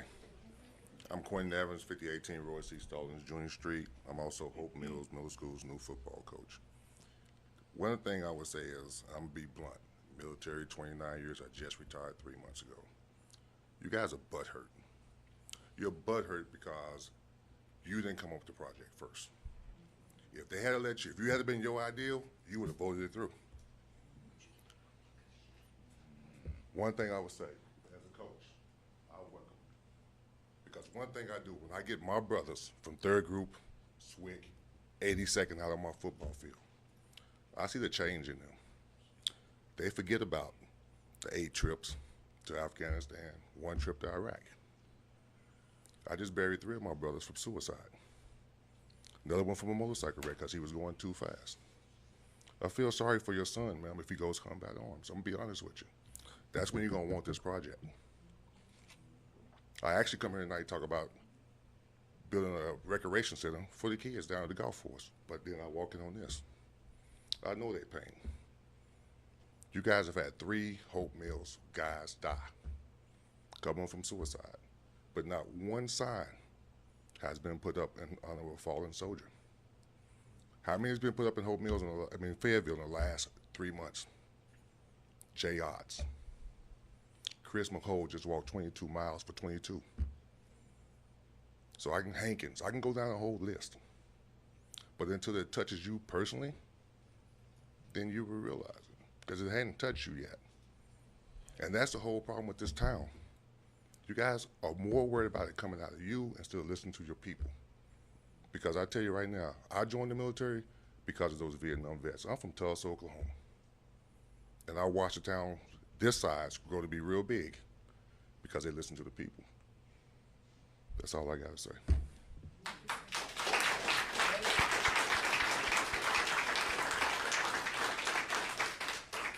Larry Jenkins.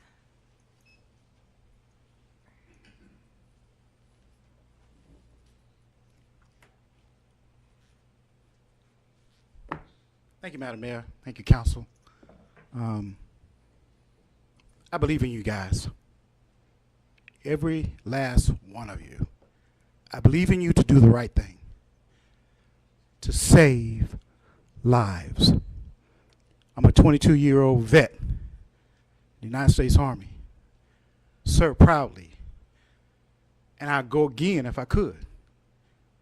To see my comrades come back and commit suicide is appalling.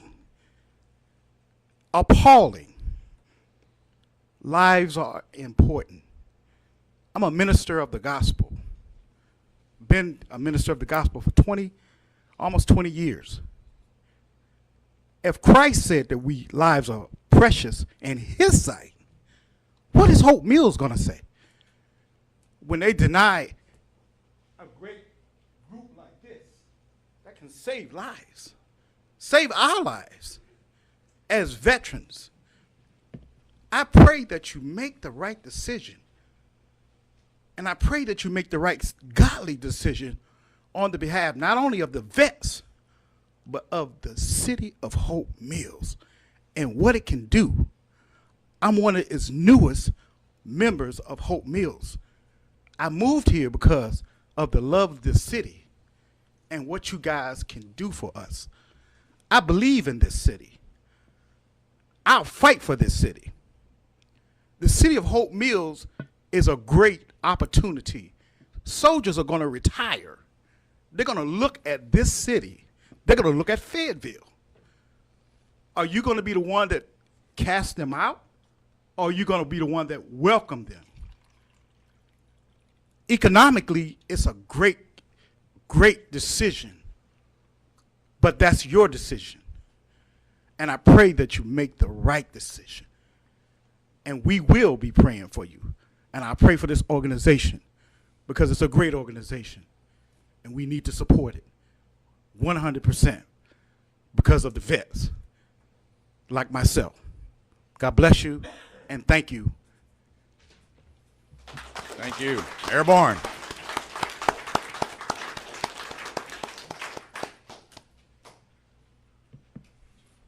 Is it Danital Gillian? Had to leave, okay.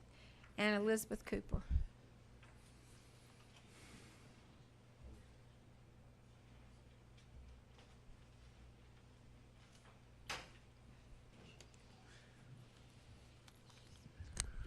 Mayor Warner, commissioners, fellow citizens. No stranger to one of these meetings. I wasn't planning on speaking today. I was actually here to see about the recreation center right there by where I live at Steeplechase. But having witnessed Mr. Young's presentation and some of the comments that were made by the board, I'm deeply disturbed. I've lived here for 12 years. I've been at Steeplechase the entire time. I am a veteran. My ex-husband is a veteran. My son did an Eagle Scout project for the Parks and Rec Division, made picnic benches. Been involved in the sporting programs here at Hope Mills, softball, baseball. I've been a very involved citizen for 12 years, and I love this community. Just like Mr. Young was saying, Hope Mills, what a better name for veterans.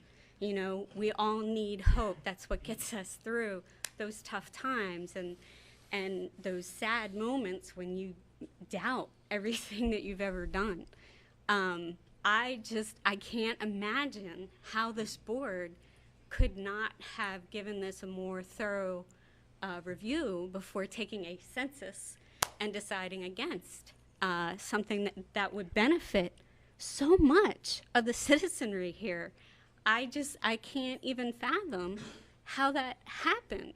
I mean, I know I voted for everybody on this board because the ones who are incumbents and have been around a while have done stellar things. The new people, I like to see new blood.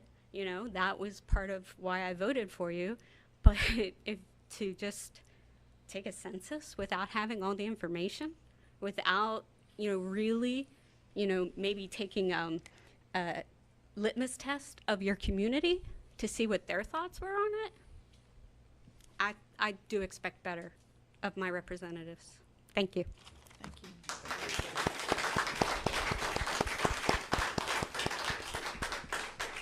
That concludes public comments. That is everyone that had an opportunity to speak.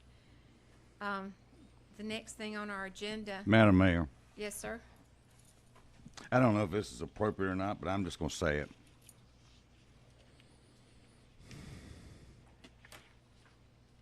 I'd like to revisit this issue and schedule a full public hearing.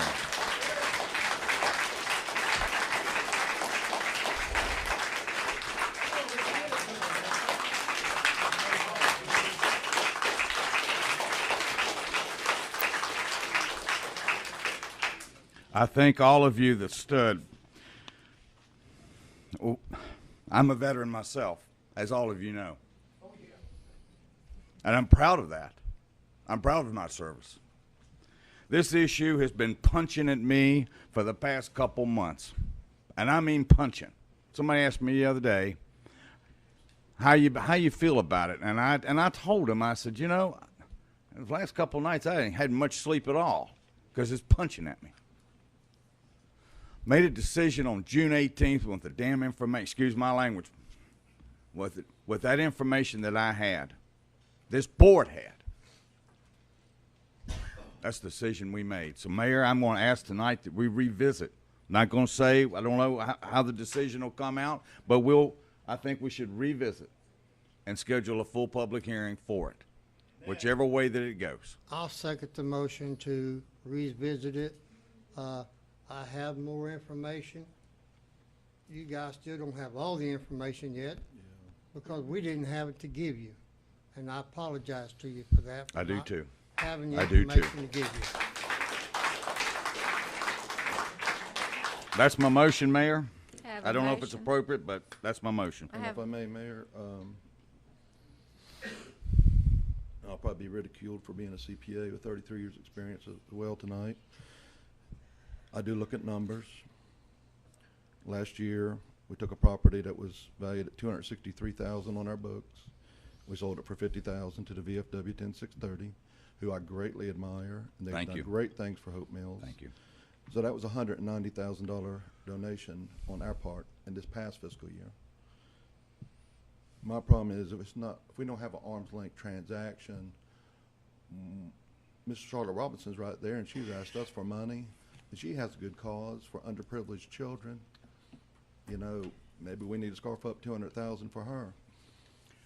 But if we do an arm's length transaction, I don't have a problem with it. I still have a problem. The McAdams Group, for some reason, Parks and Rec is also for the veterans. We own the golf course as an entry point on the creek for kayaks, canoes, whatever. The exit point would be right there at Cotton Fire Department, and we could have staging areas for the veterans to enjoy as well. So I don't like the way this meeting went tonight. I'm embarrassed still that this board wasn't informed from the get-go. I don't know if it's a trust issue or what. I asked this mayor, did she expect us to make a decision in an hour-and-a-half presentation to sell our most precious piece of property on Lake Bed Number 2 with just cold turkey? And she said yes. And that's not the way we operate. We try to make informed decisions. And this is not about Lone Survivor. This is not a trial on Lone Survivor. So anyways. The reason was that it was going to be a decision was going to be made, and I was in favor of Lone Survivor. And I need to reiterate, I do not have a vote. I have people coming to me all the time, giving me information, bringing me things that would be good for Hope Mills because I am the mayor. But as your mayor, you would not want me not to be a good ambassador. And likewise, the Sunshine Center was on our books as a donation to the town. And yes, we sold it for $50,000, which was a wash because of the work that we had done there to improve the site. We didn't lose any money on that because every veteran that goes there has the opportunity to have that site. And it's a wonderful site. You can check the veterans that are here. And it's also named after former Mayor Edwin Deaver. So I will not say anything that's not a good thing about what we've done. This property, they've agreed that they gave us a low offer and they're willing to give us a high offer. They're also willing to give us an offer that if something changes, that they'll give it back to us. I don't know what a better deal you got than that. That's what we did at the golf course. The golf course is what we did. They leased the golf course, and they got tired of leasing it, and they gave it back to us. So, I mean, we've done it before. But again, I am not trying to not have a team up here. The team is this way. There's 5 of them. I do not have a vote. I am the ambassador. I am the leader of this board. But when it comes right down to it, not whatever good idea I may have, the results of that idea comes from these men and women. So I just want you to know that. Yes, I'm an advocate for this, and yes, I would vote for this if I could vote. And I go on record in saying that it is a good cause for Hope Mills, and it is a good thing. Look where it's located. What are we going to do with that property? We can't do anything with it. If we do it, it can't be right now because we've got a public safety building to pay for. We've got to finish phase 1, phase 2, phase 3 down at the lake and Heritage Park. We've got a museum we're working on, and we've got a 90-acre golf course to convert to recreation. Those are big dollar projects. So why not? Why not let it be developed that small acreage? And then what we do is we, in turn, we've got 60 or however many, there's 64 plus acres down there. And granted, where they want to be, it's not priority acreage. You can go there and take a look, and you'll see. Probably not a soul in here would build your house in that area. So, Madam Mayor. Yes, ma'am. This has never been an issue about this board not supporting this foundation. I don't ever want you to think that.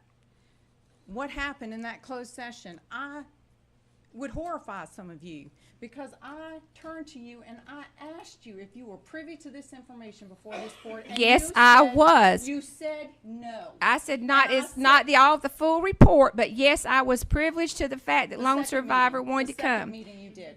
The first meeting you did not. What? I'm the mayor. That's what the mayor does. Lie to your board? No, I didn't lie to my board.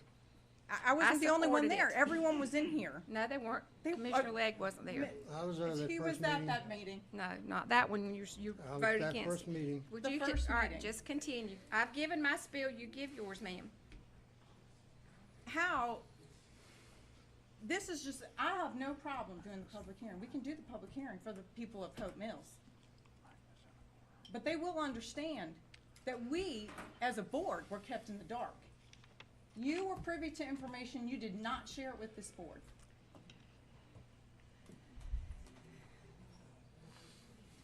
Again, as mayor of Hope Mills, I am privileged to certain information, but there was no hiding anything. It was brought to the board when it was appropriate for the board to get the information. And I don't believe that there's anyone in here that would not want it to be brought before the board. And if that is the case, you know, my job as ambassador, my job is I speak for the town. Oftentimes I'm the one that they come to see. And whatever this board decides, up or down, I have to support it, which means that then I have to answer why. And in this particular case, I don't have a good answer for why. And I do know that the ones that have been adamant and have been against this, not just this board, but a lot of them, for whatever reason, are pulling the strings of this board. And why? I do not understand. When that location is a perfect location. If you haven't been there, I think part of the public hearing might be to go down there and check it out. Especially so you can see the easements and the lift station and all the things that would just make it remote for them. We have a motion on the floor. Is there any more discussion on the motion? We have a motion and a second, and that would be that we hold a public hearing. An opportunity for a public hearing could be August. What's our first meeting in August? No, Mayor, I want us as a board to revisit this issue Well, that's and schedule Okay, well, a that's public what, hearing. okay, well, that's, Okay. when would you like to do that? Tomorrow. August 6th is the next board meeting. Our next board meeting. August 6th. August 6th. That's the motion. And my second was to support the motion for a public hearing. We need to look Not at saying the, that I would change my vote or anybody we else need to look would, at the public hearing. but I think that would give us at least 2 more weeks to hear from the public on both sides. And those people don't who know are if we interested get it in can and- come in here. Second And meeting in August. basically, that Ma- does what I wanted to do a while ago, put it to a ballot. So we have the chance Yeah, now to but put we it to a gotta get ballot. it to the public. All right, so Yeah. August the It- 6th. we don't have Mayor, Yes, enough go time. ahead. it's got to be the second It's meeting. gonna have to be the second. We Okay, don't so have enough time August the, to August get it. 20, It's the 20, August 20th. August 20th. August To give us 20th. time to advertise the public hearing. Okay. So public hearing, and then that would also give an opportunity for any additional information to be brought to the board prior to that also. Yes. And the public hearing could be on that evening. Mhm. So we have a 7 p.m. 7 p.m. Okay, we have a motion and a second that we hold a public hearing in reference to Lone Survivor Foundation on August the 20th at 7 p.m. All those in favor, please signify by raising your right hand. Seeing none opposed, we'll set that up for August the 20th at 7 p.m. Thank you, Mayor. Thank you. Ms. Mayor, I just have a question in transparency. I was sent screenshots from a private group of some I can't hear, man. commissioners and other townspeople that hold spots. You're talking about leaving the board in the dark, but this has been a discussion for 2 weeks while I was on vacation between other people in the community, and people like myself don't have privy to that information, but because I have friends of friends, I can see that information. So how is that any different than what y'all are talking about, we left you in the dark, or you left each other in the dark, but you're leaving the whole public in the dark? We're having a public Thank you. Thank you, ma'am. And the public, please come, those of you that have been here this evening, please attend the next public hearing on August the 20th at 7 p.m. And I will, at this time, we have a presentation by Development and Planning Administrator, Mr. McLaughlin and Darswell Rogers. Mr. And Rogers left. I think Mr. Rogers had to leave. And PwC, and they're reporting results of the May 22nd, 2018 Building Business Rally held at Fayetteville Technical Community College. Mayor, Yes, sir. can I ask you for maybe a short recess? All right, at this, A very short one, but can all I right, ask you for this that? time we'll have a recess until 5 after 9. Thank you. Point of a presentation. All right. Mr. McLaughlin. I'm back. What I'd like to do is this presentation, I'll try to be brief because I know we've been here for a while. This is just a recap of a very, very powerful, I guess, event that was held or at least spearheaded by PwC. The Town of Hope Mills planning, procurement, and public works staff participated in what we call the Local Building Business Rally. It was held on May 22nd, 2018 at Fayetteville Technical Community College. The main purpose of the event was to attempt to bring agencies together from all over Cumberland and the Hope County areas, also known as the MSA, to provide local contractors and businesses with information on bidding opportunities available throughout the region. One of the things that made this event so powerful is that usually if you're talking about increase in bidding opportunities for local businesses, people's brains go directly to construction. We're trying to explode that frame of mind by saying that this is just about us trying to do business. So what I'll do is go through a brief portion of it that speaks to how what we call the BBR was birthed, and then I'll give you some specific data on the results on how many businesses engaged the Town of Hope Mills. The genesis of the BBR was that in 2015, Fayetteville City Council asked PwC to accelerate Phase 4 sewer installations. PwC solicited bids to accelerate the work, but for some reason there were no takers. At that point, the commission defines building local supplier capacity as a strategic opportunity. So the first thing they did was they defined what local means. You have to have an office within the metropolitan statistical area, and that's basically Hope County and Cumberland County. Impacts local government includes local subcontractors, local providers bidding for business, and based on some of the numbers in 2017, 45% of dollars in fiscal year 2017 remain local. That breaks down to about 20.5 million out of 45.5 million. So there's almost a $25 million gap that's not being captured locally. So what PwC did in 2016, they had several initial rallies. City, county, PwC hosted 2 of them. From an educational standpoint, they provided general information on how to be a subcontractor, how to get bonding. These are all things that we feel help to grow small businesses. But based on the turnout, we would conclude that the success was moderate. Now, in terms of steps on how we got to the current BBR, the chair, Evelyn Shaw, asked PwC to head up the initiative. That's when they contacted us to be a part of this. So myself and acting Public Works Director Don Cisco became part of the planning committee from Hope Mills standpoint. But at that table was Cumberland County Public Schools, City of Fayetteville, Godwin, Public, Spring Lake, and other places. So it's not just bidding opportunities for contractors or municipalities. You had a lot of other entities that were there as well. Again, on October 2017 was the initial meeting. In November, we defined local to be the MSA, decided on a BBR for 2018. So this is the planning stages. We stayed under the radar. We did a selective venue. We selected the venue and date in January of this year. Broadened the invite list in February this year, and then we did proclamations. If you guys recall, in April, we had brought a proclamation to you guys to approve, and what that was an official position from the town of Hope Mills to support the event. Those proclamations were given from all the municipalities that were participating. And then we launched the faybids.com. Now what that is what happens is when we just went through our budget season, we provided PwC and the group with all of our projected spends over the next 5 years. So what all those other entities did was provide that information as well, and we put it in a centralized location called faybids.com.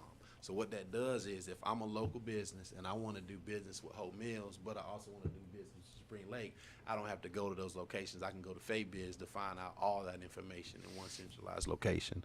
And the rally was held in May. Now, in terms of recap, there were 13 purchasing managers present, 14 support organizations, 150 companies, 300 and plus attendees, 6 breakout sessions.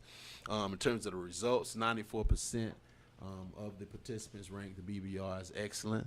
91 said the BBR was beneficial to their business. 96% made potential business connections. In terms of directly tied to Town of Hope Mills, we had 26 business registrations. 100% of those registrants are located in the MSA or Cumberland and Hope counties. No registrants located outside the MSA. Registrations include a variety of businesses from water supply companies to staffing agencies to manufacturers of kids software programs. If you've noticed the new water supply tanks throughout all the buildings in Town Hall, that was a direct result of me being engaged by LeBlue Water Supply Company at that rally. And they actually specifically came to me thinking, you're a municipality, we don't have any, we don't think that you guys be interested in doing business with us. So I told them the pitch, and I did to me. The next day I put them in contact with Letitia Black, who's our human resources manager. He showed up as a vendor at our health rally, and next thing you know, we actually are doing business with him. I was also approached by Knight Consultant LLC, who is a consulting firm in the area that specializes in grant writing, and they're interested in possibly networking with us to run a grants program to help increase our ability to use federal dollars like HUD, CDBG, and home dollars. So those were some of the connections that we made directly from being participants in this event. In terms of the activities, it was definitely networking opportunities, breakout sessions. PwC had a plan room so people can review some of their things. And there was a business card exchange table. Now, in terms of some of the survey results, 68% felt that the BBR was excellent, 26% felt it was good, 5% felt, well, 26% said very good. In terms of how well the BBR meet your expectations, 73% said better than expected. 21% said that it was what they expected. Not was expected was down to 5%. Was it beneficial to my business? 59% strongly agreed. I made potential business connections. 72% agreed. I would attend more BB events like this, BBR events like this. 74 strongly agreed. 74%. Breakout sessions ratings, 50% rated as excellent, 25% very good, 25% good. Were your objectives met? Were your objectives met in the breakout session? 75% says yes. How did you hear about the BBR? Social media was 22%, email was 18%, chamber was 11%, newspaper was 8%, and so on and so forth. Other was 37%. 80% rated the event as excellent. In terms of how would you rate the breakout sessions, 30, a little bit or above 30% was excellent. Close to 50% did not have an opinion. Many felt that the breakout sessions should be held during the rally, some before the rally, and some after. In terms of meeting potential vendors that met your organization's procurement needs, that was a survey answer that we gave as the participants in it, but 80% of us did say that they did meet our needs. Based on the experience at this event, how likely to participate in the future, 80% of us did say very likely. How often should we hold the rally? Majority of the participants, especially the vendors like myself, 50% basically said annually. Do you have a list of needs your purchasing department cannot fill locally? Many of us did reply yes. Now, in terms of our feedback from the table participants, many of the comments came in. So many had prepared for the event and brought their capability statements, which really accelerated the process. Vendors need to also understand that rolling the event, several vendors approached the booth and wanted us to present our information first, and we had some that offered information that didn't pertain to our organization. So there was some trepidation on that end. Now, in terms of next steps, we've already met again for at our June 19th committee meeting, where we're gearing up to basically take this data that we had, look at things that we can learn from, and to help plan the next one. We did some self-assessments, learned some lessons. In terms of opportunity constraints, the FABIDS website is great. We're tracking the results. We're defining future goals and establishing future measurements, and the resources and policymaker commitments are something that everyone's interested in. In terms of personal observation from my end, I feel that several entities were very pleased that the opportunities reached far outside of just construction. Again, it's the mind state of some of these small businesses that are not directly related to construction that may actually think that this rally isn't for them if they're not in the construction business, and that is categorically not true. I would say that a large percentage of the businesses that were interested in Hope Mills were just interested in doing business with this municipality, whether it was construction, whether it was purchasing, whether it was a water supply company. There's a company that builds kids technologies that I'm facilitating a meeting with Kenny with respect to the Parks and Rec. So it's a lot of different avenues. I would say the majority of the people who engaged me were outside of construction related. So I definitely feel that that was something that they benefited from. They were very enthusiastic about the amount of projected spend over the next 5 years, fiscal years here in Hope Mills, which is $35 million. Many participants wanted more information or opportunities to be educated on the subjects of the breakout sessions. The coordinated, committed municipal outreach is a plus, and that's basically all of us just coming together trying to figure out ways to attack this more in a regional standpoint. Education incentives is key. It's too easy to continue doing the same supplier, so we definitely need to expand this out. Accountability is key, and we're also broadening the corporate involvement. That's basically it. Again, this is not something that requires a vote. This is something that I just felt that, and part of us, what we're doing with the continuing efforts on the committee is to try to give this information back to our respective boards to let them know how successful this was, and to let them know that we're still continuing those efforts to see if we can build this even bigger than it already is. Mr. Trago is here. I'm sure if you guys wanted to hear from him, but Darcel did have to, he had another engagement. But this is just something we felt that the board needed to at least be aware of in terms of some of the successes that were achieved at this event. And thank you for all you did on that committee.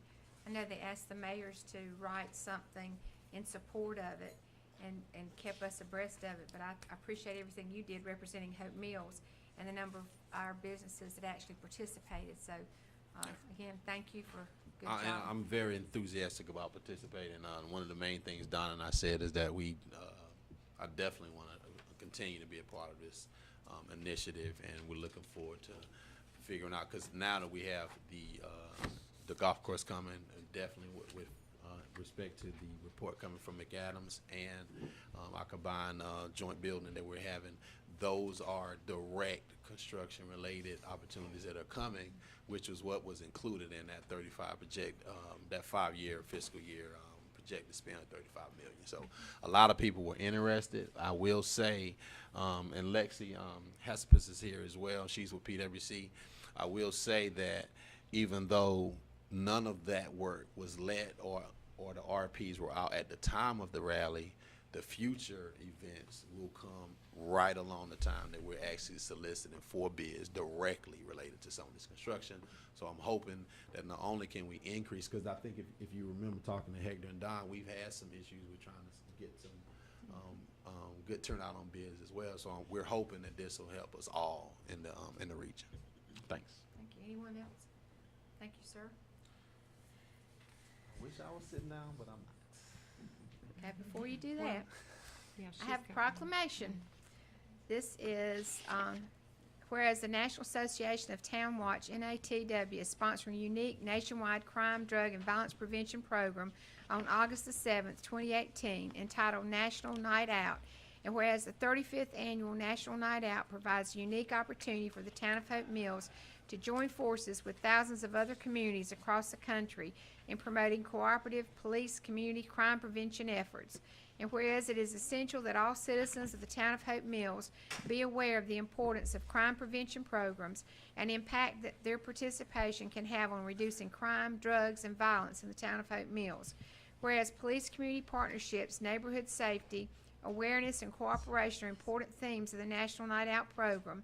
Now, therefore, I, Jackie Warner, Mayor of the town of Hope Mills, do hereby call upon all citizens of the town of Hope Mills to join the Hope Mills Police Department and the National Association of Town Watch in supporting the 35th Annual National Night Out on Tuesday, October the 7th, 2018. And this, there's a flyer that has been produced that says the Town of Hope Mills Police Department presents the National Night Out. Join us from 6 to 9 p.m. at Hope Mills Municipal Park. And they've got skydivers, bouncy house, free food and drinks, music, and activities for the kids. So this is an opportunity for our community to get involved in the National Night Out. Next thing we have is public hearing. It's P18-21. It's a rezoning of 10 plus or minus acres from R7-5 residential CZ conditional zoning for nonprofit recreation center and other specific requested allowed uses to RR rural residential CZ conditional zoning for indoor recreation for profit and other specific requested allowed uses, or to a more restrictive zoning district located at 4221 Black Bridge Road, submitted by Thurston and Charlotte Robinson owners.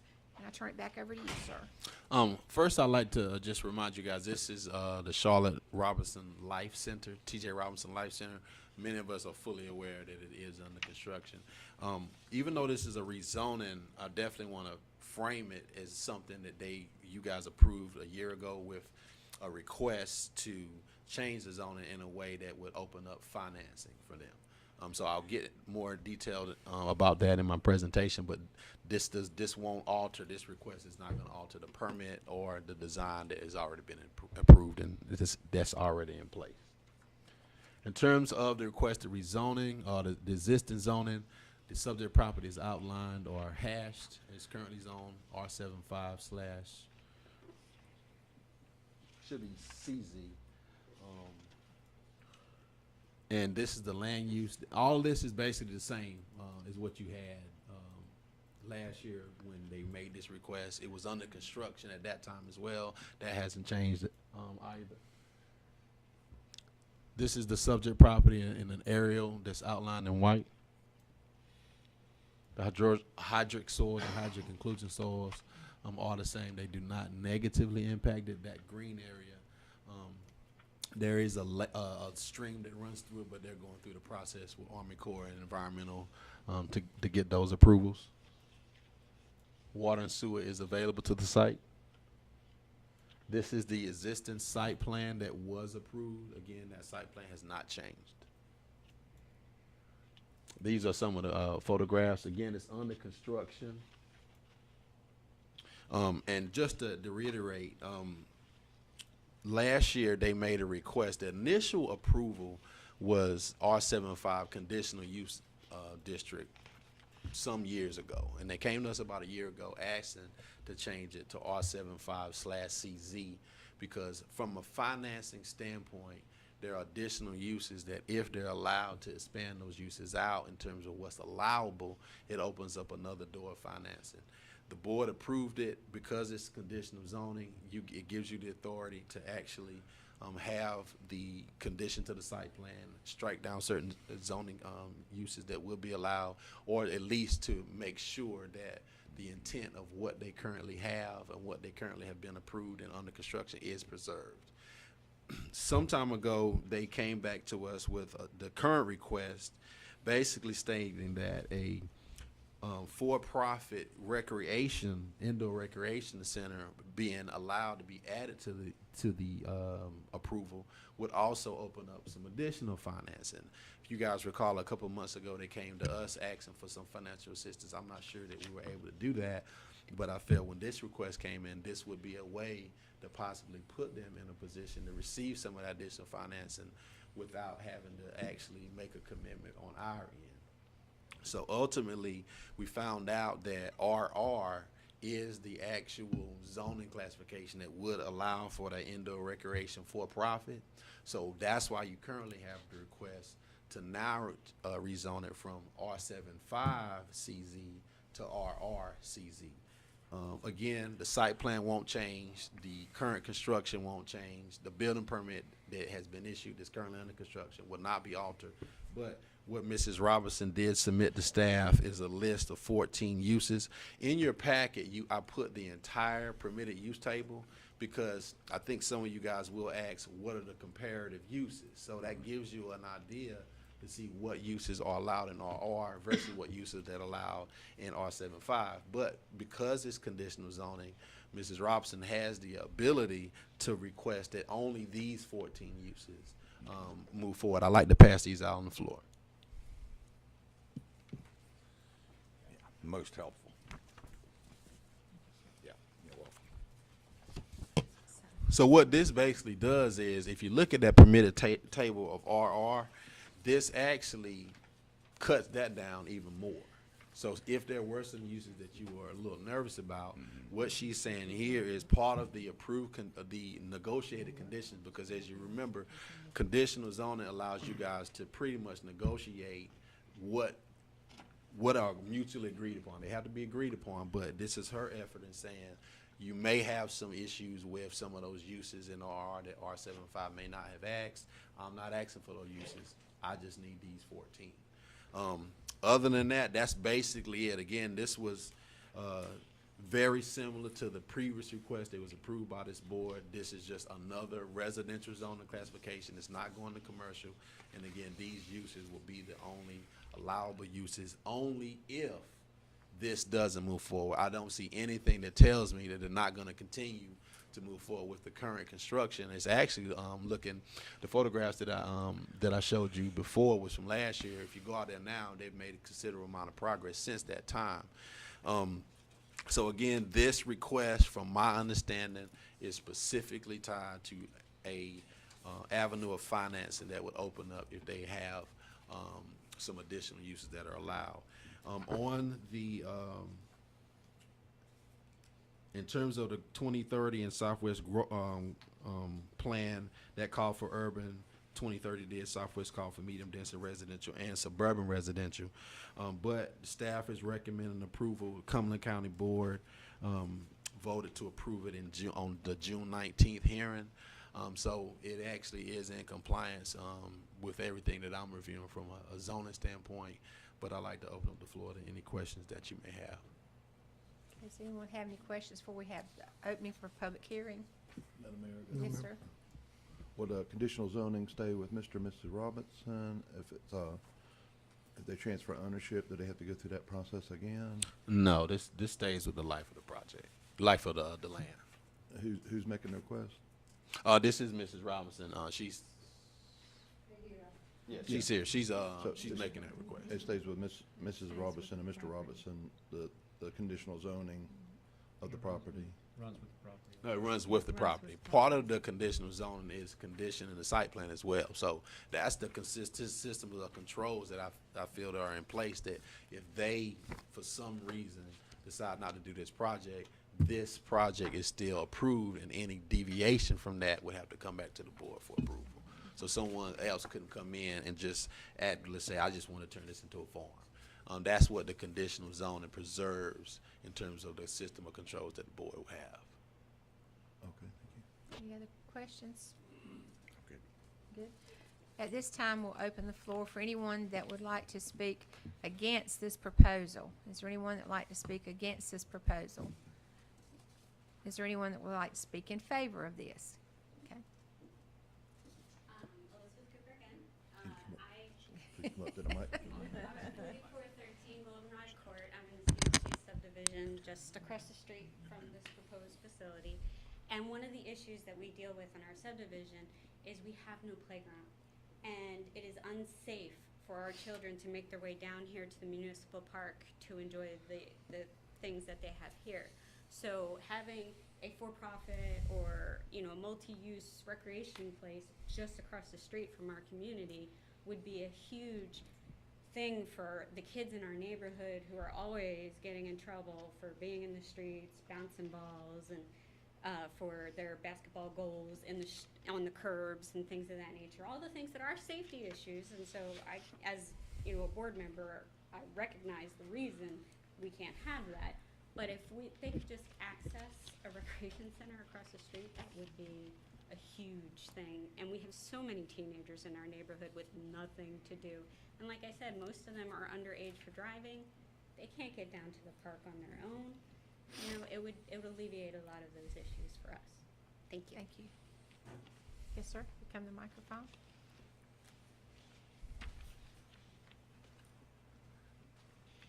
Madam Mayor and the board, I am totally in support of this as well. But at the same time, the city of Hope Mills will benefit financially, for the simple fact is, we heard earlier about a recreation center on a property that Long Survivor wants. Why not marry up with the Robinsons and use this for the community as a whole? It's already there. The land is cleared, and it would save Hope Mills $24 million from building a new recreation center right down the street. The Robinsons put their life savings into it because they love. And just to let you know, something that was in the news today, the recreational basketball team, their semi-pro female team, just won the state championship and going for the national championship on August 3rd through the 5th in Charlotte, North Carolina. That's what the Robinsons been doing. They taking kids, bringing them to adults, and still working with them as they become adults. This recreation center will benefit Hope Mills, Cumberland County, Hope County, Robinson County, Bladen County. It's not just that. This here is a godsend opportunity, and if you're a believer, I'm a veteran, and I honor you on that. 23 years retired lieutenant colonel. I'm a psychologist. I'm the chair of Alliance Behavioral Health, CFAC. I know what we need. And the family coming together. We are family. You, the elected officials, and everybody in the audience here, we are family. We are not enemies to each other. The Robinson is your family. This is our family. This is our home. Hope Mills is home. So let's take advantage of this right here and support them on this right here, whatever it takes. Thank you. Thank Madam you, Mayor, sir. do you need name and address or anything? Yes, sir, if you give us your name and address. I'm sorry. Dr. Michael McGuire. I live at 730 Ashburton Drive, Fayetteville, North Carolina. I have land in Graves Creek that my daughter lives on. And Hope Mills, Fayetteville, Cumberland County is my home. I was born overseas, but my family's from Godwin, North Carolina. And I'm a country boy, as you said, straight up, hee-haw country. Thank you. Hey, Hall. Is anyone else who would like to speak in reference to this? Come forward, please. Good evening. My name is Tawanda Giles. I live at 910 Rutan Court in Fayetteville. I just wanted to read this real quick. I actually got this from Mr. John Morowski, who's in charge of TDA, Tourism and Development. And he just wanted to let you know from the economic standpoint, of course it's going to be a recreation center during the day, but we will be having sports tournaments during the weekend.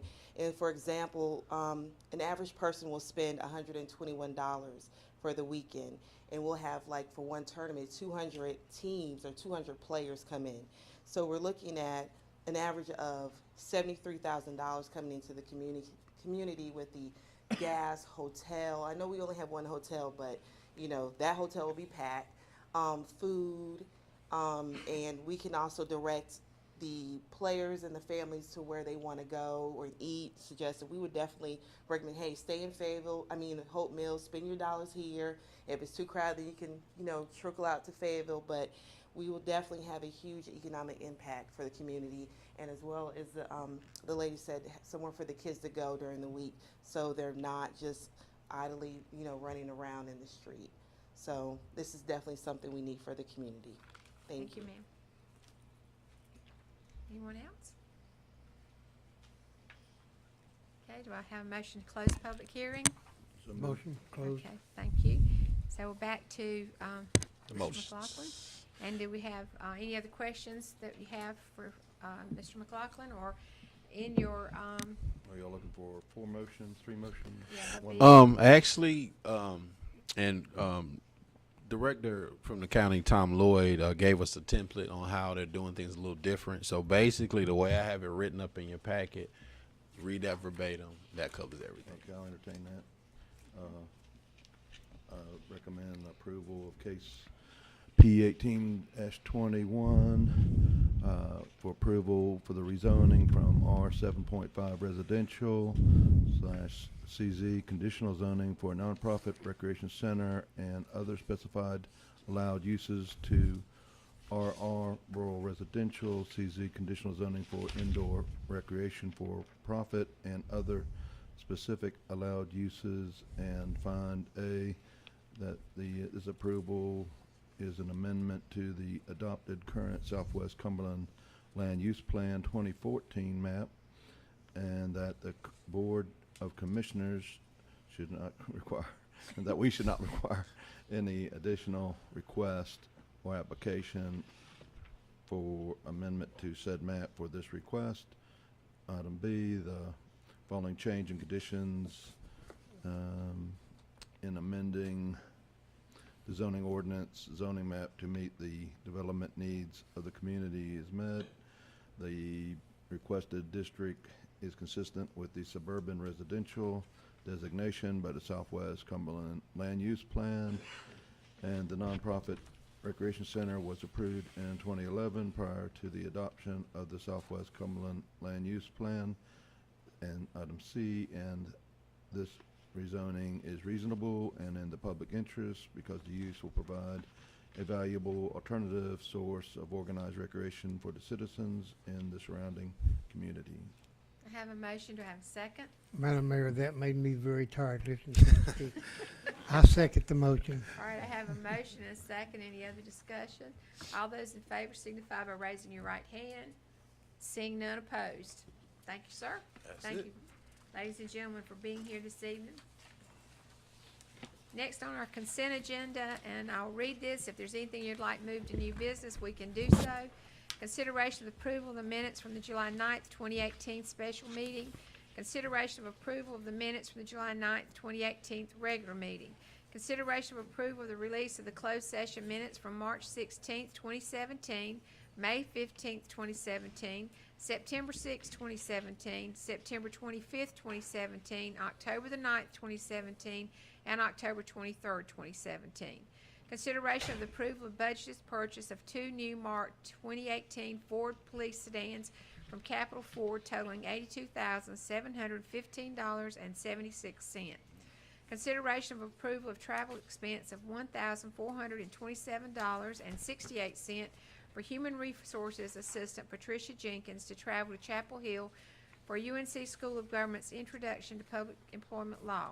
This is a 5-day course from Monday, September the 10th to Friday, September the 14th, 2018.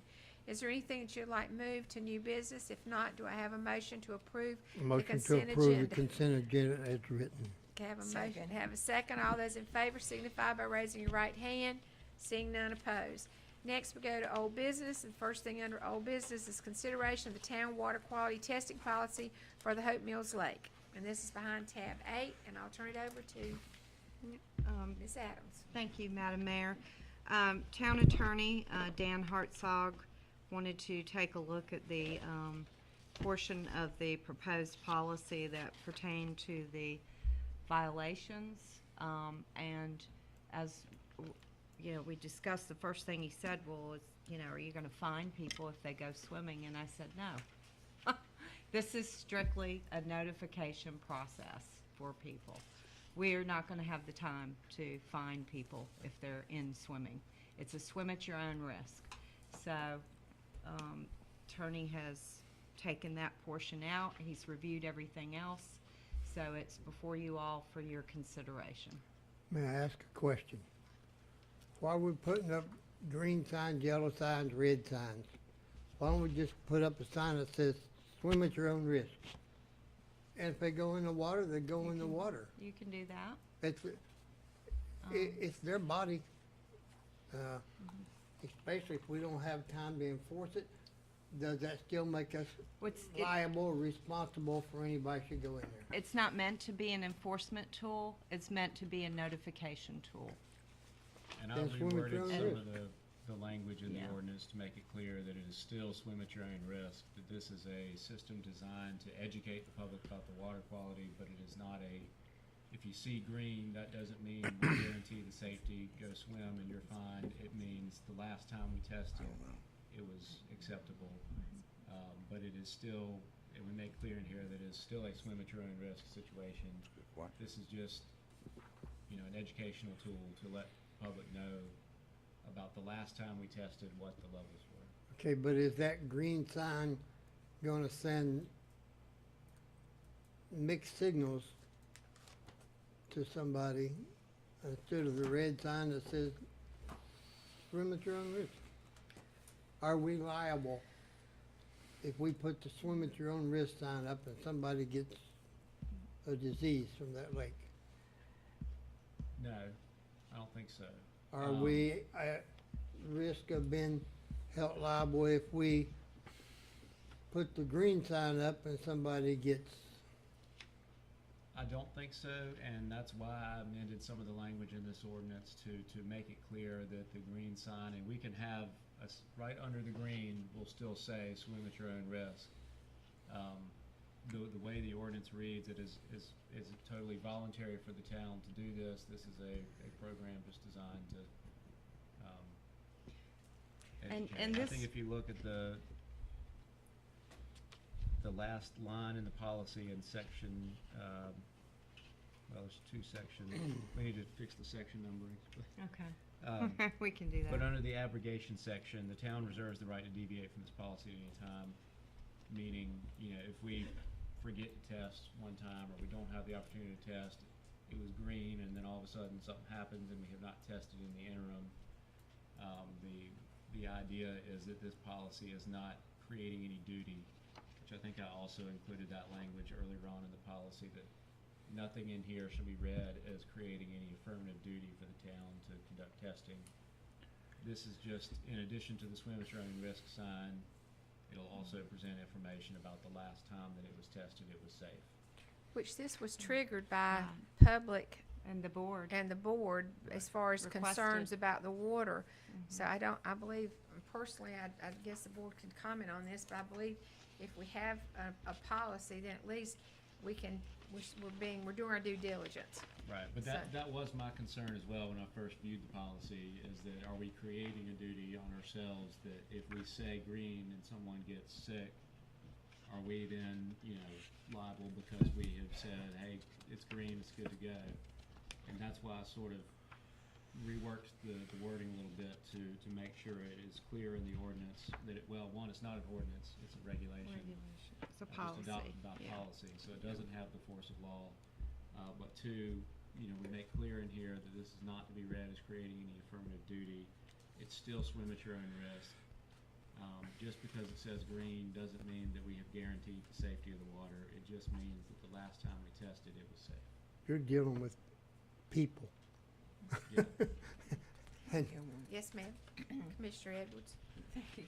I haven't really seen the signs, I'm sorry to say, but when they're saying swim at your own risk, is that also in Spanish? I don't know. We're ordering, or we have ordered some signs. Okay, we were waiting on, because there's a discussion this evening on the signage at the lake, so. Oh, okay. the reason I brought this up, I had a gentleman call me from southern Ohio that saw the sign some way on, I don't know, on the website or something. And he got my phone number and he called me Thursday or Friday. He said, won't you simply put up red signs that says swim at your own risk? That's what we did, because we got sued and we were advised to do it that way. And I will say that from a liability perspective, that would be a safer route as far as liability. This, we were tasked with doing this policy, and so I try to sort of make it more of a swim at your own risk type policy while still meeting that goal of providing the information. But it is, I can't argue that it would be better from a liability perspective to just say swim at your own risk. How much money would it save us having to print up 5 yellow signs, 5 red signs, 5 green signs? We would just order one sign and post down there, and it would be. One red sign or one of each of the other? Interchangeable, I think, is what we're looking at with the color coding. Okay, I lost you, I'm sorry. So how many signs do we have to make? I think If it we would went be- with I red, think blue, we're- and- I'm not really sure yet, red, but I yellow. think we're looking at one frame where we stick the color coding down in, and we would just interchange it. So 3 signs. The cost of testing is probably much more than. Yeah, oh, yeah. That's what I was getting Yeah. at. And it wouldn't totally relieve us of possibility of being sued, but it's there, swim at your own risk. And I agree with to Mr. LeGrand that called me from Ohio. But are we letting our people down if we don't post 3 different color signs? Madam Mayor, could we just post it on the website? Would that be a safer alternative as far as liability? If we just posted the water quality testing as it comes in on the website, not down there on the signs, which we could and then just do the swim at your own risk down there, would that be a safer option for the town? Probably, yes. Okay. I guess the argument, if someone did get sick and said, well, hey, you had a green sign up, that says it's okay. If nothing else, you're sending the signal, even if you've tried to protect yourself with policy and you've tried to protect yourself with the swim at your own risk, there's still potentially an argument that you have sent a signal by having a green light up there. So we could post the actual readings plus a green, yellow, red on the website and. And make clear that this was as of whatever date, last testing. And just keep the swim at your own risk signs down there that would stay. How much does it cost us for the testing? $30. each time. But we're only gonna be testing once a month. And that's for, oh, Madam Mayor, and There's- that's four. There's swimming season. And that's only four testing? Five locations. 5 locations, okay.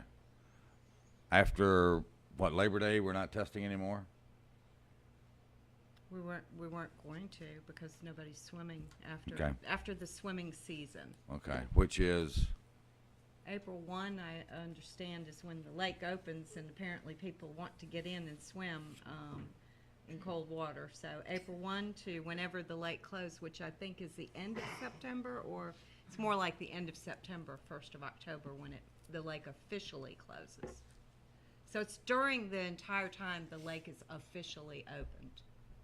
okay. And That and with makes that it poli- clear. If you did that where you post on the website, you could still issue advisories, you know.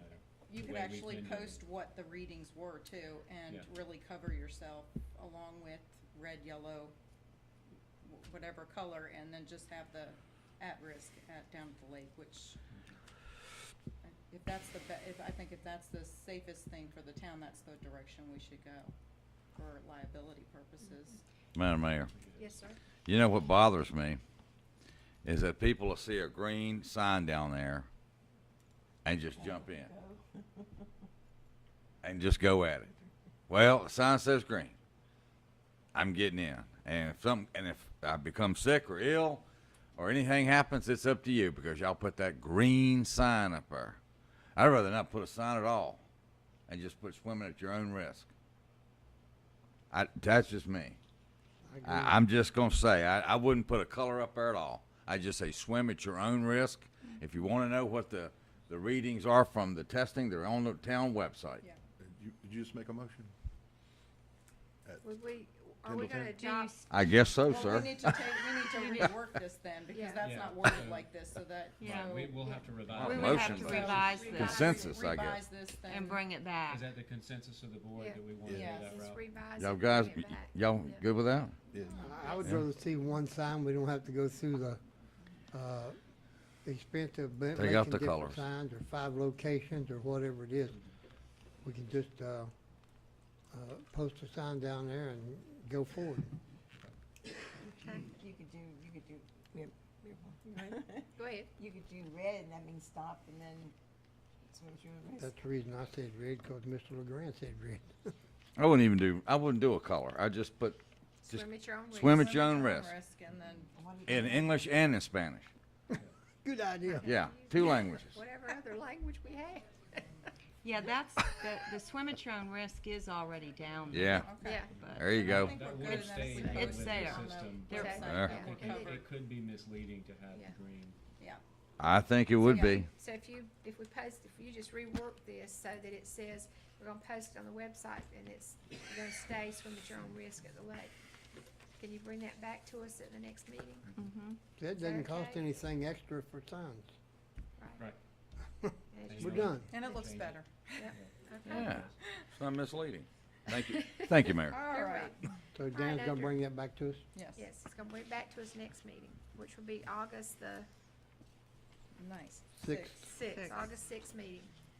All right, next we have consideration of making the Lake Celebration Committee ongoing and changing the name to Festival Celebration Committee. And I did request this primarily because the Lake Celebration Committee wants to continue working. And they want to, primarily are interested in putting the spring celebration, a spring festival, so that we would do something along the lines of, a Friday, Saturday event, not a week-long event like we've done. But and they want the annual cardboard race to be, part of it and held in the spring. So when the lake opens, that would be what they would be pushing toward. They've already got sponsors that are willing to, continue sponsoring the events. So that would be the thing. And then they could also, this group of people would be willing to work with the other committees in fundraising or ideas or whatever. It's just a unique group of people. The reason why I say unique group of people is we would ask if they all wanted to remain on the committee before we opened it up to others. But my understanding, the last meeting that we had was that they were all very interested in continuing. So what are the wishes of the board? I think it's a good idea because we can use it for any time of year, including, like you said, the spring or in conjunction with the October celebration, if need be. Well, now we got a special events committee underneath Parks and Rec that does that part, the cotton beauty pageant and all that. Well, well, I think this would be, this would not, Special Events Committee actually looks at the events that are scheduled. This committee would serve, very similar to our other committees. And they would not, they won't be a decision-making committee. There'd be a committee that, like, for instance, the only thing they're interested right now in is just helping, but they do want to continue the annual cardboard boat race. And there's even been some interest in the state making Hope Mills the site of the state cardboard boat race finals.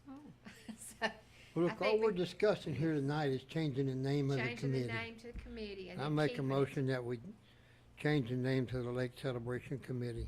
I'll second to that. the festival committee. And I just had a quick question on Okay. I'll second that, Commissioner the Leck. non-residents. So on our other committees, the non-residents Are aren't allowed to vote, or non-voting, right? They're Right, the non-voting. non-voting Right. here? Okay. And the thing I think that I wanted to stress too about this committee is that many of them have a Hope Mills address, but they're not in Hope Mills. So that was the eye opener for them, is the ones that live out Grays Creek that have a Hope Mills, North Carolina address. There's sections out there, exit 41 and Spinner Road and out in that area that is Hope Mills. So that was one of the things, is that most of them have an address that it may not be Hope Mills, but very close. Are you gonna have to have so many residents to have a quorum or to make decisions? I think that based on the way this committee was set up for the lake celebration is, it was very rarely that they weren't there. It's just it's a unique committee, and it's just all very active people that wanna work to do something. And the number we had 12 members on the committee. I mean, if you get change out and we end up with a lot of non-residents, you're gonna have 2 residents making all decisions for the committee, or? Because they're the ones that can I vote. don't foresee that happening with this committee. No, it wouldn't be a. Not saying it couldn't, No, but but I think they're just glad to work. They're it willing to does, and work. the board will have to address it. I'm just keeping it real with the Yeah. other committees. That's why I I said- mean, we have to have so many Call for the vote. resident members to have action taken. I'm all for the non-residents participating. Call for the question, Madam Mayor. Okay, all those in favor, please signify by raising your right hand. Any, seeing none opposed. And if you will, we want to notify them that we will meet, this coming, first meeting in August, because they want to do a recap of what we did as a committee. They want to go through and put the good things, the things that need to be worked on, what could be improved. So they'll have their first meeting August, the 6th. At 5. And that would be the intent for them, would be to continue that first Monday meeting, and, and looking for them again, like I said, they're worker bees. Okay, thank you very much. Next is consideration of NCLM City Vision Annual Conference 2018, attendance from September 19th to September 21st in Hickory, and this is behind tab 10.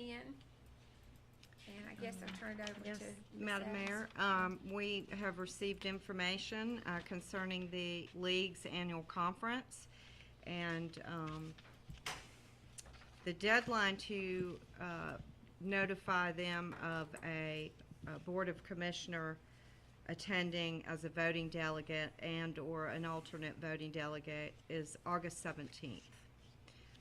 But I would suggest if anyone is planning on going, the hotel usually sells out rather quickly. And if you do want to go, we need to go ahead and get you booked in the hotel and registered relatively soon. Like, That runs on a Wednesday through Friday. So I guess they'll probably have to go up on that Tuesday. Tuesday night. Tuesday night, Mhm. and they'll be coming home on Friday. So is there anyone that wishes to attend or Do you want to check your calendars, and how soon would they have to get back with you if they wanted to go? I would say as soon as possible. It would preferably by the end of this week. Okay, because we'd also have to, appoint, whoever it is, we as a board would be appointing them as our delegate also. So, And you could do that at the next meeting, Right, because just so that has to be done in open session with a vote. okay. You have to appoint a delegate that way. So do we want to? But we could go ahead and get whomever registered and that way. Mayor, I would like to attend, I really would. I love meeting with these government officials and hearing all the new ideas. And would there be any set number that could go? Could the whole board go, or is there a True. recommendation for how I many think go? we put money in I'm pretty sure we put money in the governing board for you all to Okay. We travel know that to this, Commissioner but- Legg wants to go. If anyone else wants to go, let Ms. Adams know by Friday.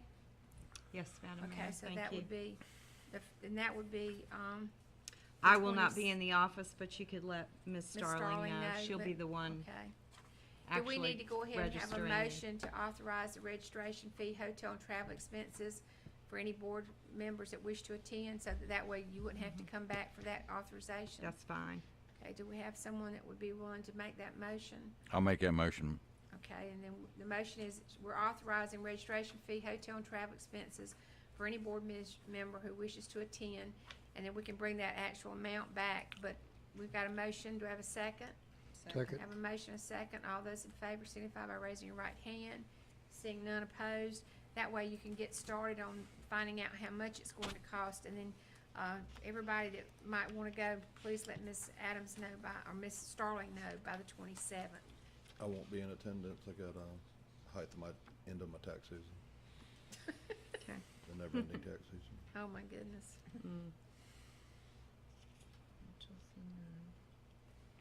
Okay. Thank you. Madam Okay, Mayor. thank you. All right, the next thing we have is, consideration of contract with Ernie Fisher, Southeastern Athletic Officials Association, to provide athletic officials and authorize the town manager to execute the contract. Any, Yes, Madam Mayor, this is a standard contract we do every year for the Athletic Officials Association for football, basketball, soccer, baseball, and adult softball. I'll make a motion, we authorize the town manager to do this, contract with Mr. Fisher. Do you have a conflict, Commissioner Legg? Do I?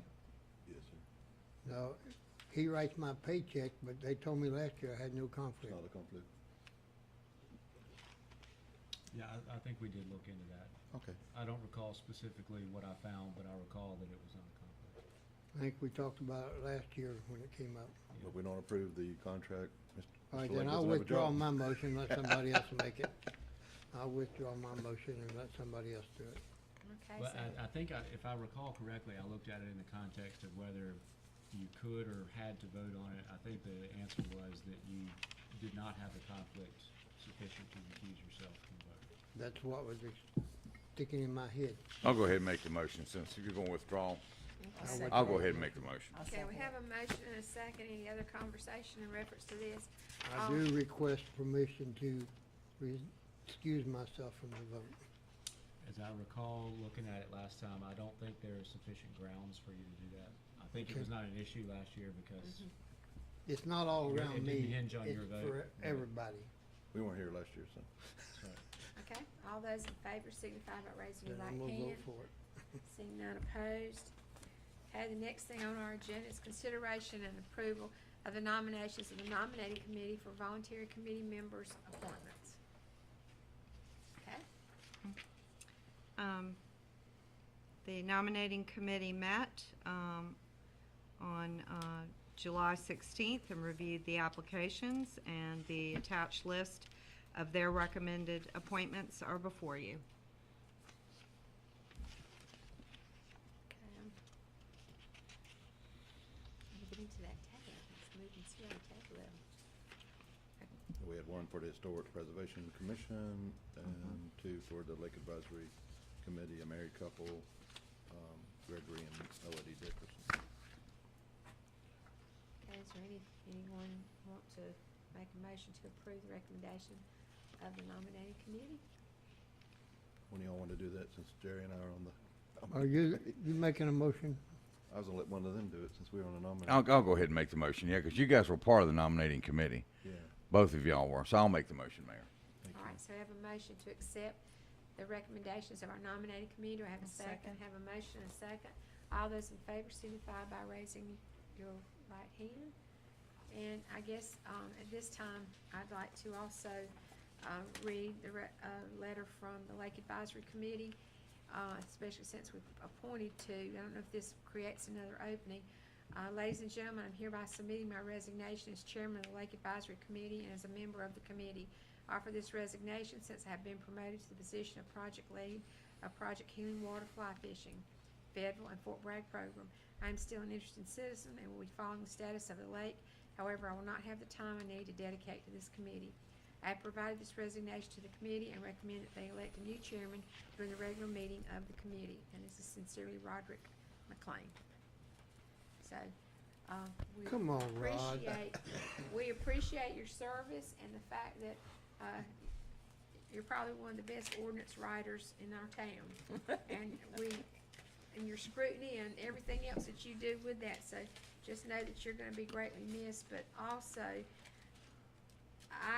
since many of these members were not here when this committee was created, this was a committee that was created with some opposition, but it was a committee that once it got going, did so many great things to help us move to where we are now. So I appreciate everything you've done, and I like the fact that the checkoff list is complete.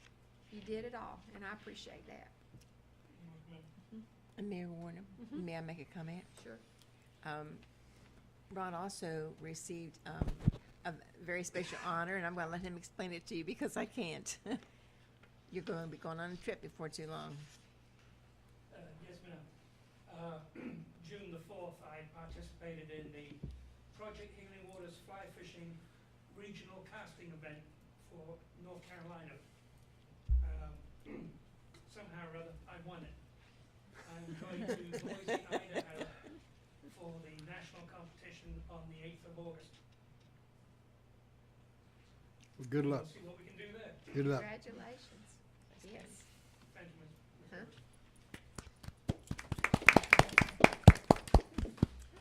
All right, next we have consideration and approval for the town manager Adams and/or a representative of the town to travel to Seattle, Washington to attend the annual Association of State Dam Safety Officials Awards Luncheon at the Washington State Convention Center on September the 10th, 2018, to accept the ASDSO National Rehabilitation Project of the Year Award. I am so proud of that. And I make a motion that we approve the town manager to represent us for to accept that award. May I second it. Oh, May sorry. I also say something, Mayor Warner? I'd like to also ask that Mayor Warner attend. Let both of them attend.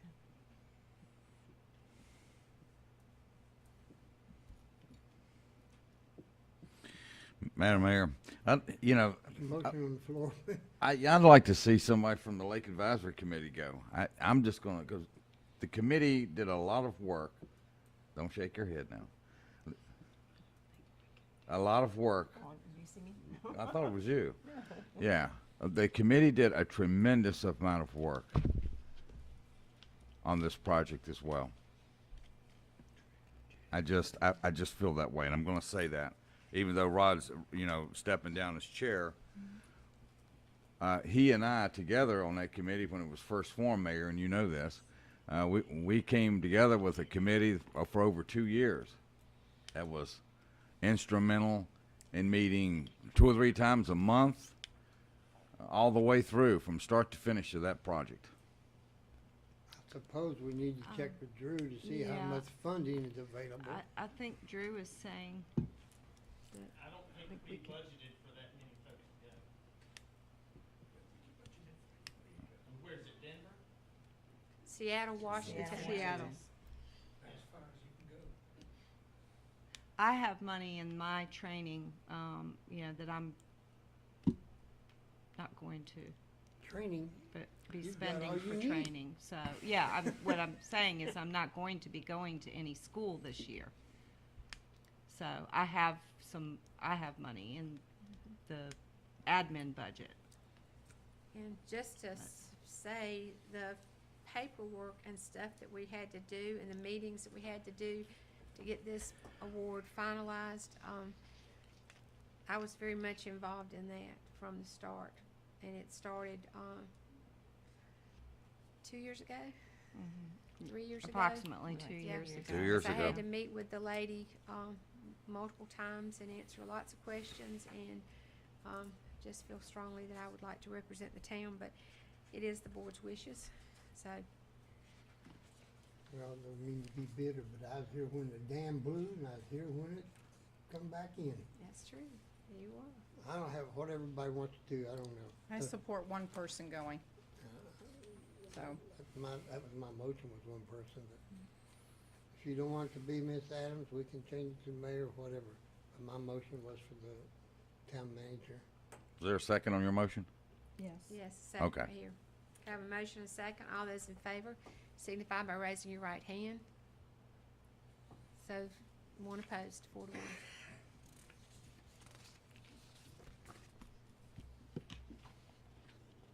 Enjoy Seattle. Thank And I would ask the board's permission that if we find out how much it costs, if I pay my own way, is it all right if I go?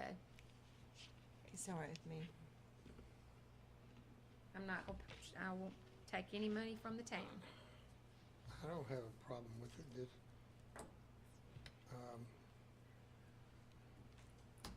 I have been mayor from the start to the finish of this one, full time. I wasn't here when the other one blew out, but I I was. have been mayor since it but I don't wanna started. go to Santa Washington that Okay. time of year.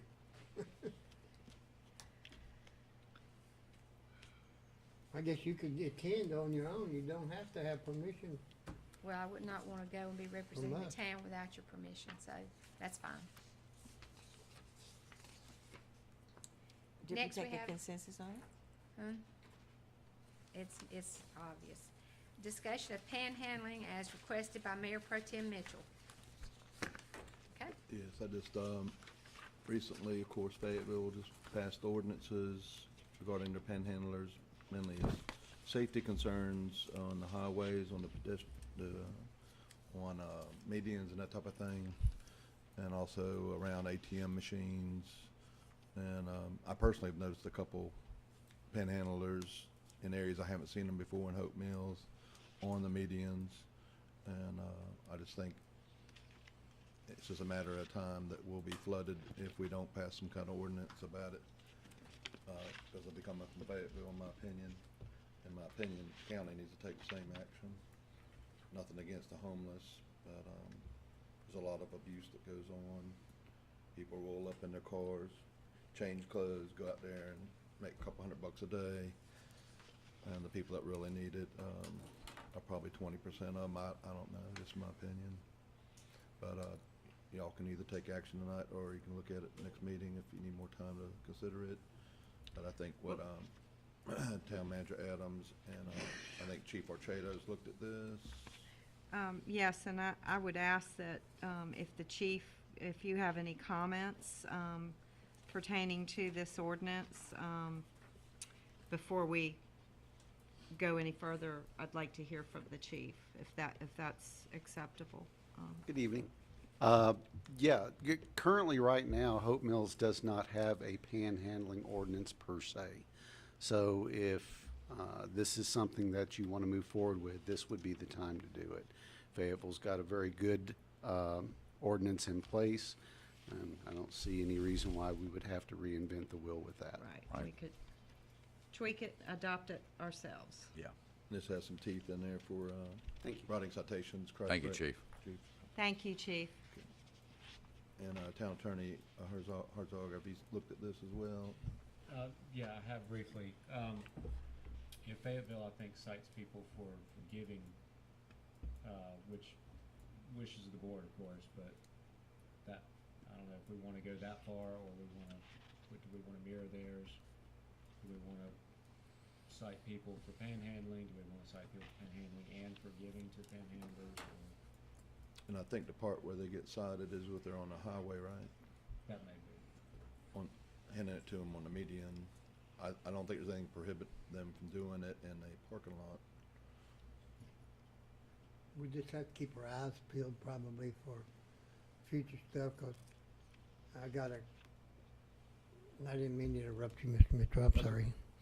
I got a call the other day about prostitution around one of the restaurants, one of the truck stops out here at 995. I couldn't find her. Definitely out of No, nowhere. seriously. That was a joke, okay? Take it off the book. Take it off of the record, too. You're on TV. That's right, he's on TV. I don't care. Everybody knows me, knows You'll I'm be getting joking. some emails. That was just a joke. So we're gonna let. TV, that was just a joke. Where'd that come said that? Wow. We can draft a proposed ordinance. The guy and bring it forward recording. for consideration. Yeah. Would you like to bring that back to us next meeting? Yeah. Just for us? Do you want me to sort of mirror Fayetteville's at this point and then the board? Is that okay with you guys? Yeah, I'm good. I'm Mirror. good. We gotta Yeah. start somewhere. I think guess we can mirroring- mirror 'em I to think- start with. I think Okay, mirroring Fayetteville's is a good direction. Okay. that'd be great. Okay. Thank you, guys. Next on the agenda is discussion, consideration of the Hope Mills Lake swimming area regarding signage, safety ropes, netting. And this is brought to us by Commissioner Bellflowers. Thank you, Mayor. Main reason I brought this up was because as of in the last few weeks, as we well know, there's been a tremendous amount of people that are just ignoring the buoys and they're just swimming out wherever they want to go. This was something that was probably going to happen all along, and it's starting to work now. Regardless of whatever sign you put up in the lake park, they're continuing to just swim on out there. Now, I know in the past when we had the lake back before, and even back in '03, there was at least ropes tied off on the buoys out there, and there was netting underneath. Now, I think what we need to do, and I read the proposal that's in the packet tonight from Deputy Chief Lopez about the signage out there on the buoys, which is good. I think we've already talked about the signage that we're going to put down there, swim at your own risk. But I still feel strong about the rope to go around the designated area, if nothing else, just to identify the swimming area itself. Because all people see are just those white buoys that are standing up out there. That's all they see. And a lot of these folks that are doing this, they weren't here when we had the lake back in '09, and they surely probably weren't here before '03. So they just really have no knowledge, and if they do, then they're just going on out even further.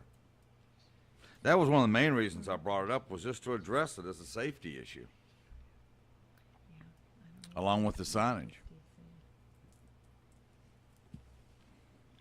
So I guess it's up to the wishes of the board of what do you guys want to do? You want to put ropes back up, put signs and no ropes? Well, I think if we had ropes with a float between each one of them, so they'll stay high enough that, Yeah, so they'll see them. yeah, that somebody can see the buoys. Some type of ropes you have in lanes and pools. Yeah, It's the what's same the difference? type. It's a pool rope with floaters. Somebody said something to me the other day about possibility of somebody getting hurt on the rope.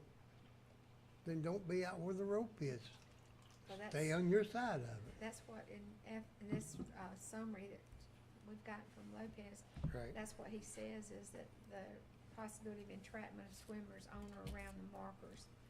And since there's not a lifeguard present, to keep them off of the ropes, probably the same as poles. Yeah. They'll get on the ropes like they get on the poles, so I don't know. Well, there wasn't a lifeguard down there before '03, and there surely wasn't one down there in '09. And we had the ropes and the buoys and the poles. So I'd just like to return back to at least the rope and the buoys, just if nothing else, identify the swimming area as it is, along with the signage of swim at your own risk and do not go past the poles. What more can we do? I agree with you. I think it's much more dangerous to go swimming out in the middle of the lake than it is to have the ropes. It just separating the reduces the shallow end from liability deep for end. us. Thank you, Commissioner Larson. Dan, it just reduces reduces the liability for us by the identification of it.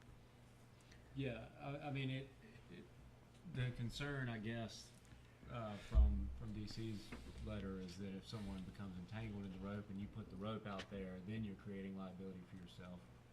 And I don't know the science or the whatever on how often that happens or how big a risk that is, but you know, if we put the rope out there and someone is injured by the rope, it seems to me they've done something to cause that injury themselves. And I think netting is I saw some idea about netting. I think that is much more dangerous. Yeah. Than sort of what I think you're talking about, which is the rope you see in a swimming pool or whatever. With the buoys We have in between. That's all it is, rope and buoys Right. Yeah. attached to the poles. You could have a sign, you know, at the same area where you have a swim at your own risk sign saying, do not touch the ropes, do not climb on the ropes. Madam Mayor, may I ask That kind of thing would probably help as well. Don a question? Is, Mr. Zico, is that gonna be, could that rope be stretched tight enough between those white markers? You won't be able to stretch it not with that distance. Are those markers permanently balanced or tight, or they float? No. You'll have some deflection there. You can't get it right. I'd rather see something out there myself. And not a net. Somebody making a motion? I am. Okay. I second it. Okay. Call to vote. So your motion is? To install ropes with buoys attached to the poles. Okay, so I have a motion to put ropes with buoys to the poles. It's got a second. All those in favor signify by raising your right hand. Any opposed? 4-1. Right now, the Is next. there anybody opposed to that, Madam Mayor? Yes, Commissioner Edwards. Oh, I didn't see her hand go up, I'm sorry. It did go up. Huh? It didn't go up. She just didn't vote. I didn't vote. Oh, All right, the next is review the Historic Preservation Commission's rules of procedure, and I'll turn this over to, Mr. McLaughlin. Oh, yeah. I think this is a fitting end to our meeting this evening. I wanted this on the agenda just for symbolic purposes. The Historic Commission ordinance was adopted by the Board of Commissioners on June 21st, 2016. In the ordinance, it established not only the Hope Mills Historic Overlay District, but the authority of the commission to issue certificates of appropriateness for exterior renovations in the historic area. Section 2-1935 required, however, that the commission adopt rules of procedure governing its meetings and the conduct of the official business governing the appointment of members and related matters. The ordinance also mandated that these guidelines are not considered part of the Hope Mills ordinances and does not require Board of Commissioner approval. But this was the last piece that was left before we could say we have our historic district. It is official. We're done. Well, I wouldn't say we're done.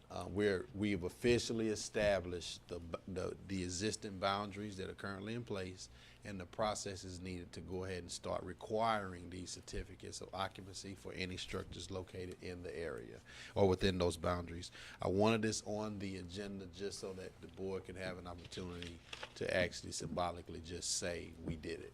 If you guys want to make some comments, that's fine. Mr. McLean is the new chair of the Historic Preservation Commission. Dan has reviewed this document. Doesn't have to go to the county. We're fine. The next step in the process is to officially commission a consultant to draft more detailed guidelines.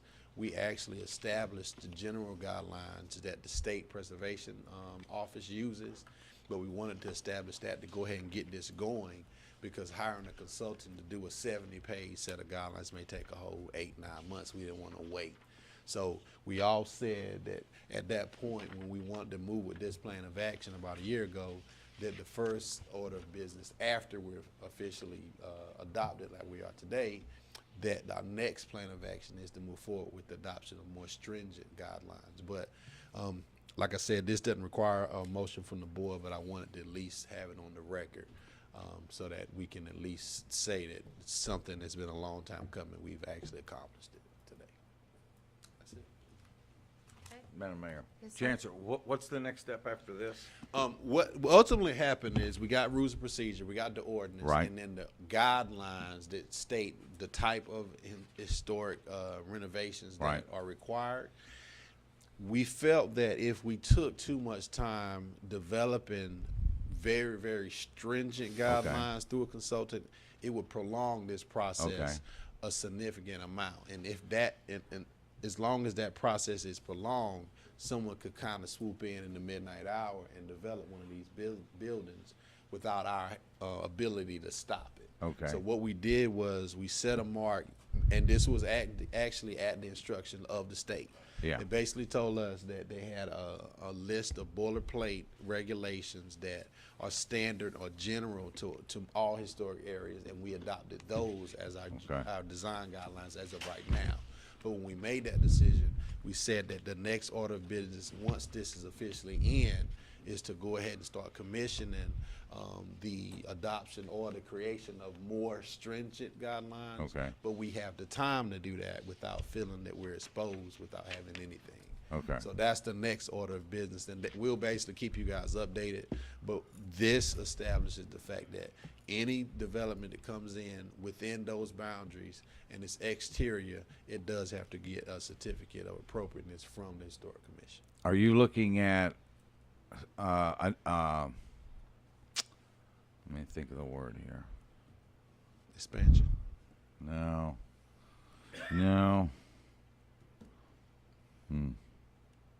A consultant. Are you looking at are you, is one of the next phases looking for a consultant? The only person that I honestly think that could effectively do that would be a consultant that has a significant amount of experience. But with this historic. saves that.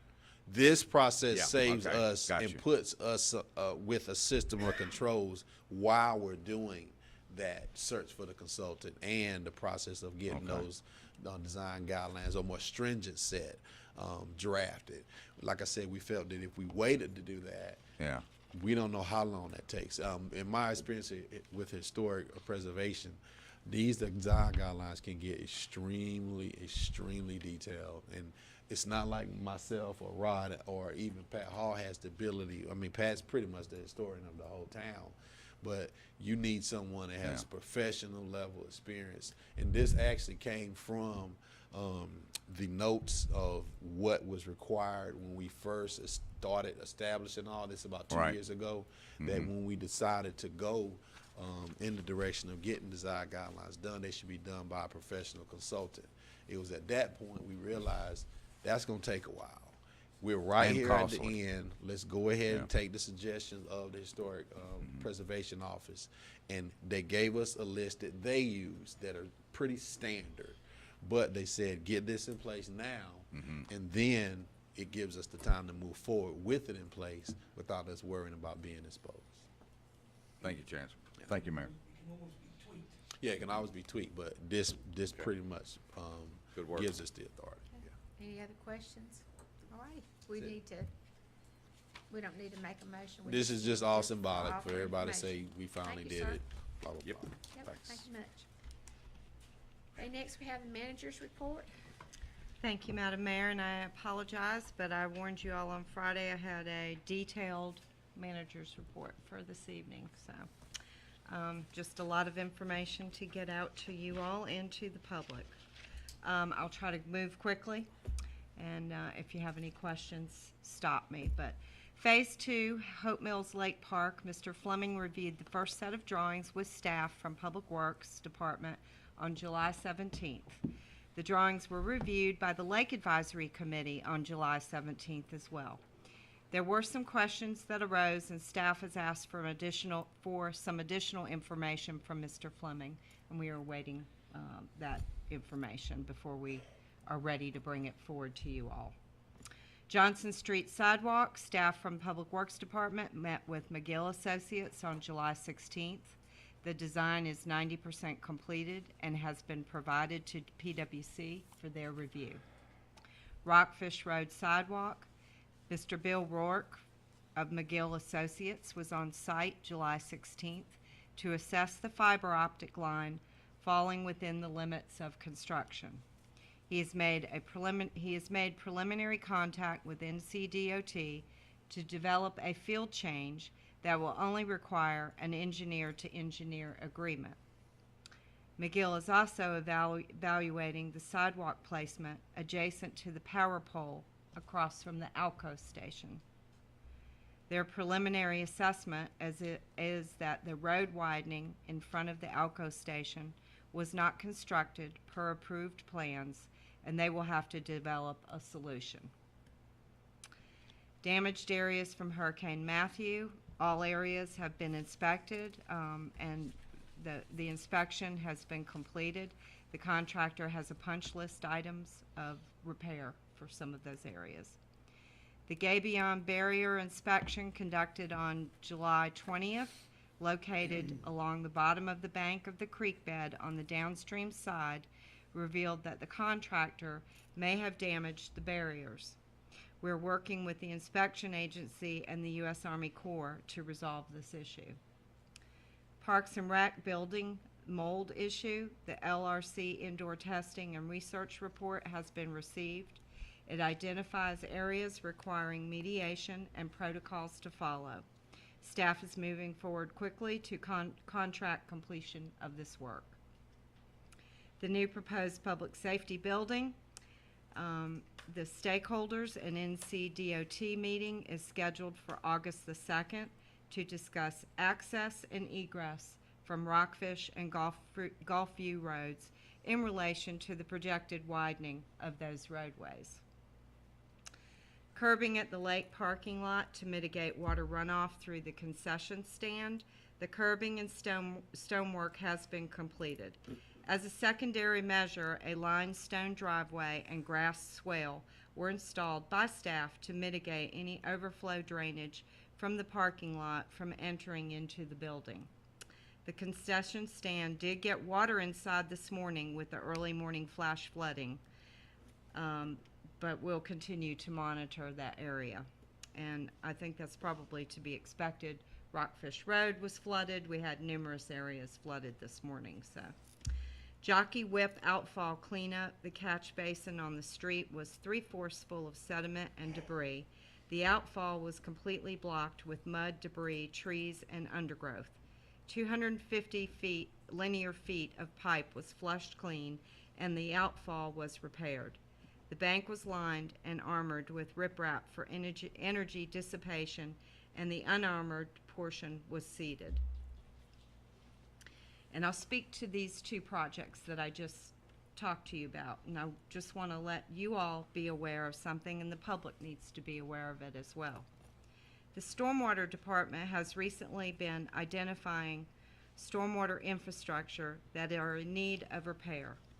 And as you all know, contract work is costly, and our street staff has little time to complete the projects of this nature. Stormwater technician Tyler Riddle has brought a very unique set of skills to the town and is using them to assist the residents.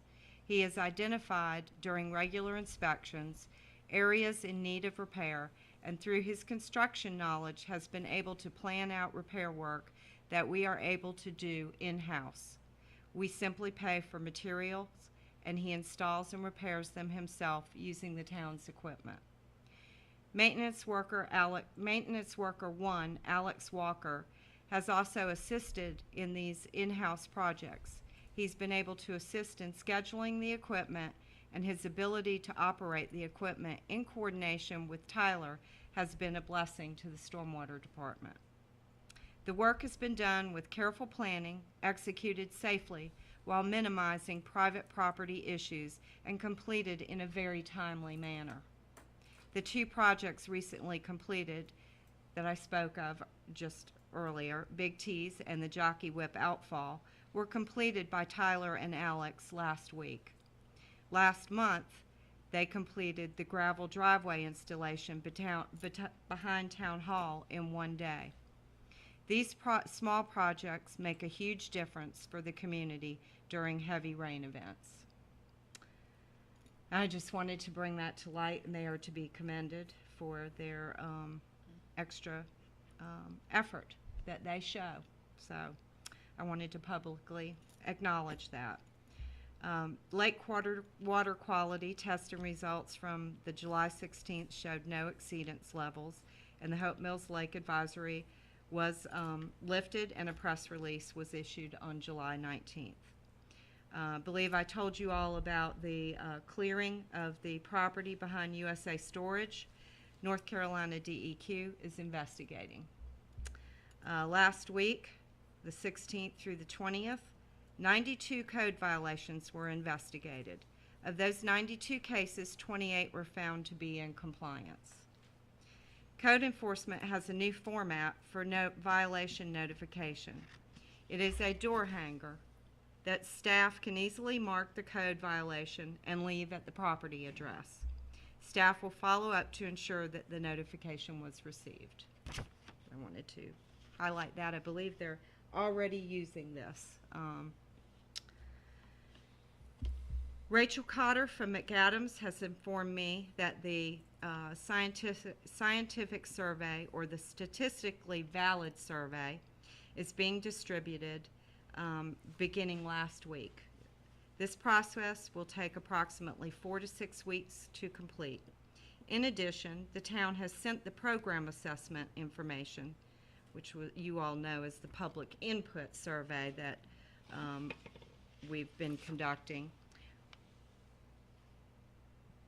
We have sent that to them so that they can prepare that section of the report.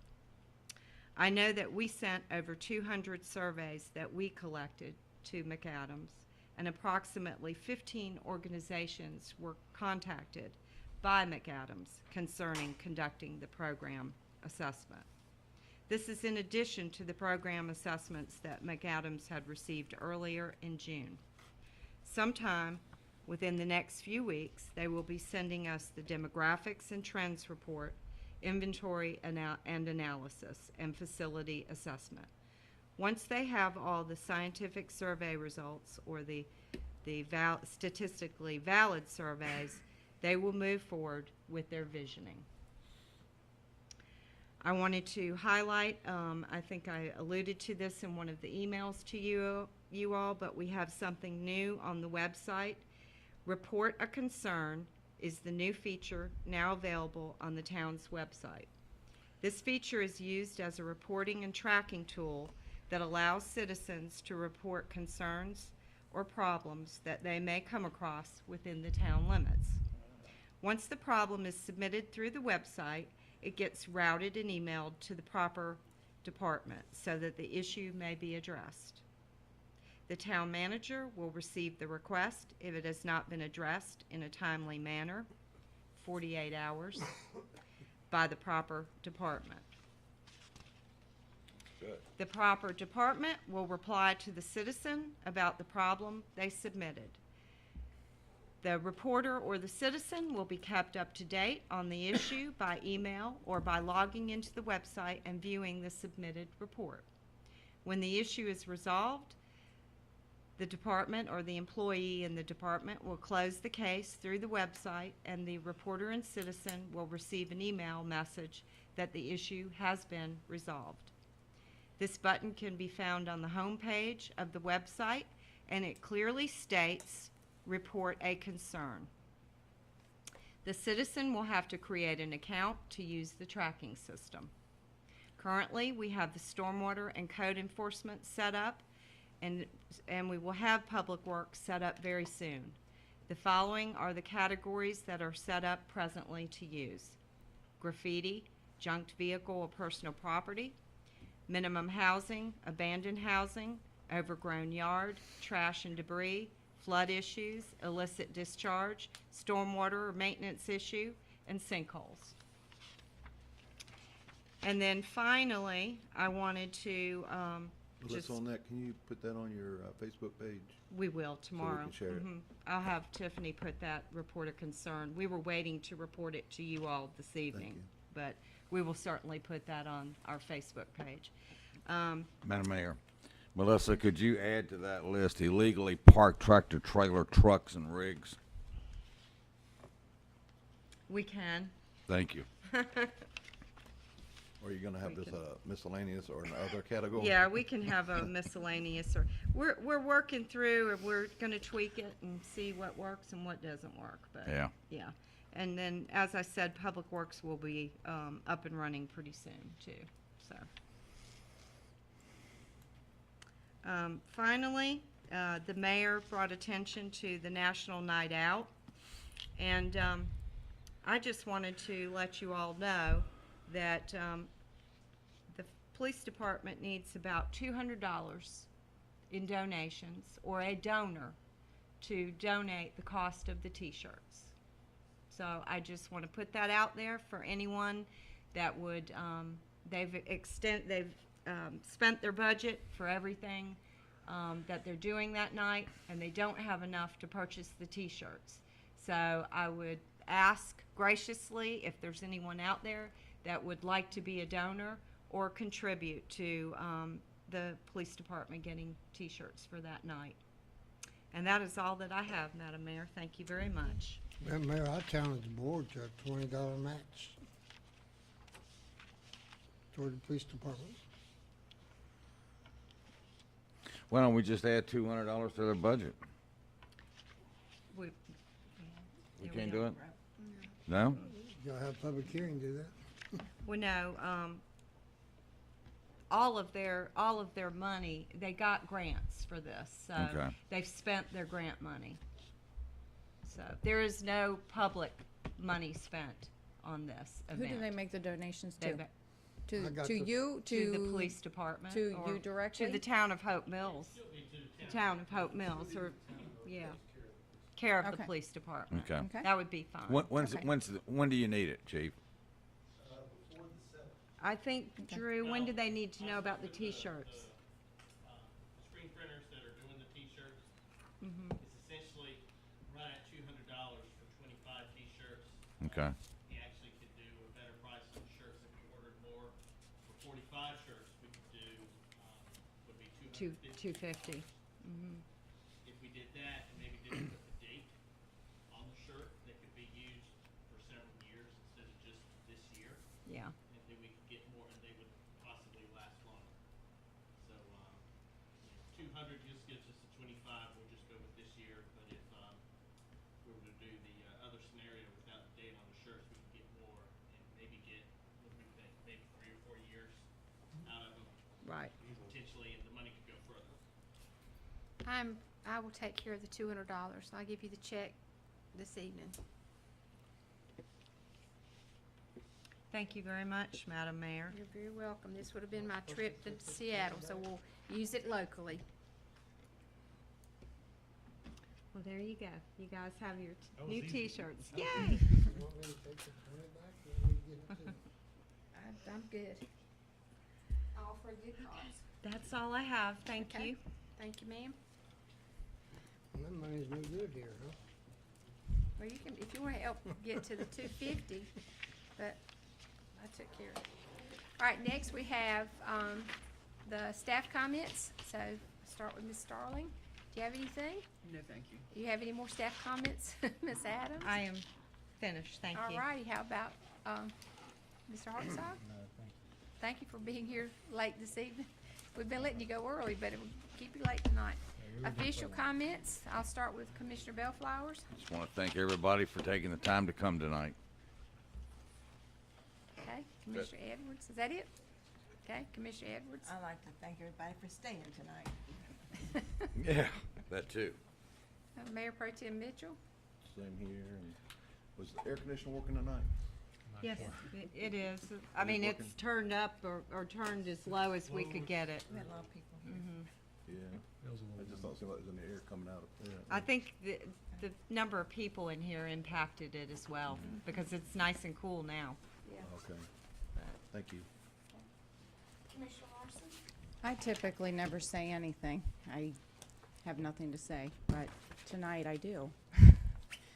I have, gonna be 50 this year, and I have never in my life been a part of this type of abomination of bullying, lying, deceit, painting this board to be unpatriotic, unsupportive of our military. I have never, ever been around adults that do this. In my entire life, never seen bullying like this. Unbelievable. Absolutely mortified that I'm a part of it. Unbelievable. Commissioner But Webb? thanks for sticking it out. Thank you, Madam Mayor. I want to go back and say congratulations to Kenny Bullock one more time. He had a real nice little get-together last week He did. at Parks and Rec for the Kenny Bullock Day. And on another note, one of our longtime coaches from the Parks and Recreation Program, Tommy Hanson's mother passed away this week, and she's at Pinecrest Funeral Home. Her visitation is tomorrow night from 6 to 8, and her funeral services will be Wednesday at 11 at Rivers of, what do you call it, Rivers of Loving Water on Bingham Drive. I just wanted everybody to know that in case they wanted to go out and show the support for Mr. Hanson. Thanks to everyone who showed up. Jesse said for coming out, and Pat said for staying, I'm gonna say for going home. So, Okay, do we have a motion to adjourn? so be it. Okay, motion to adjourn.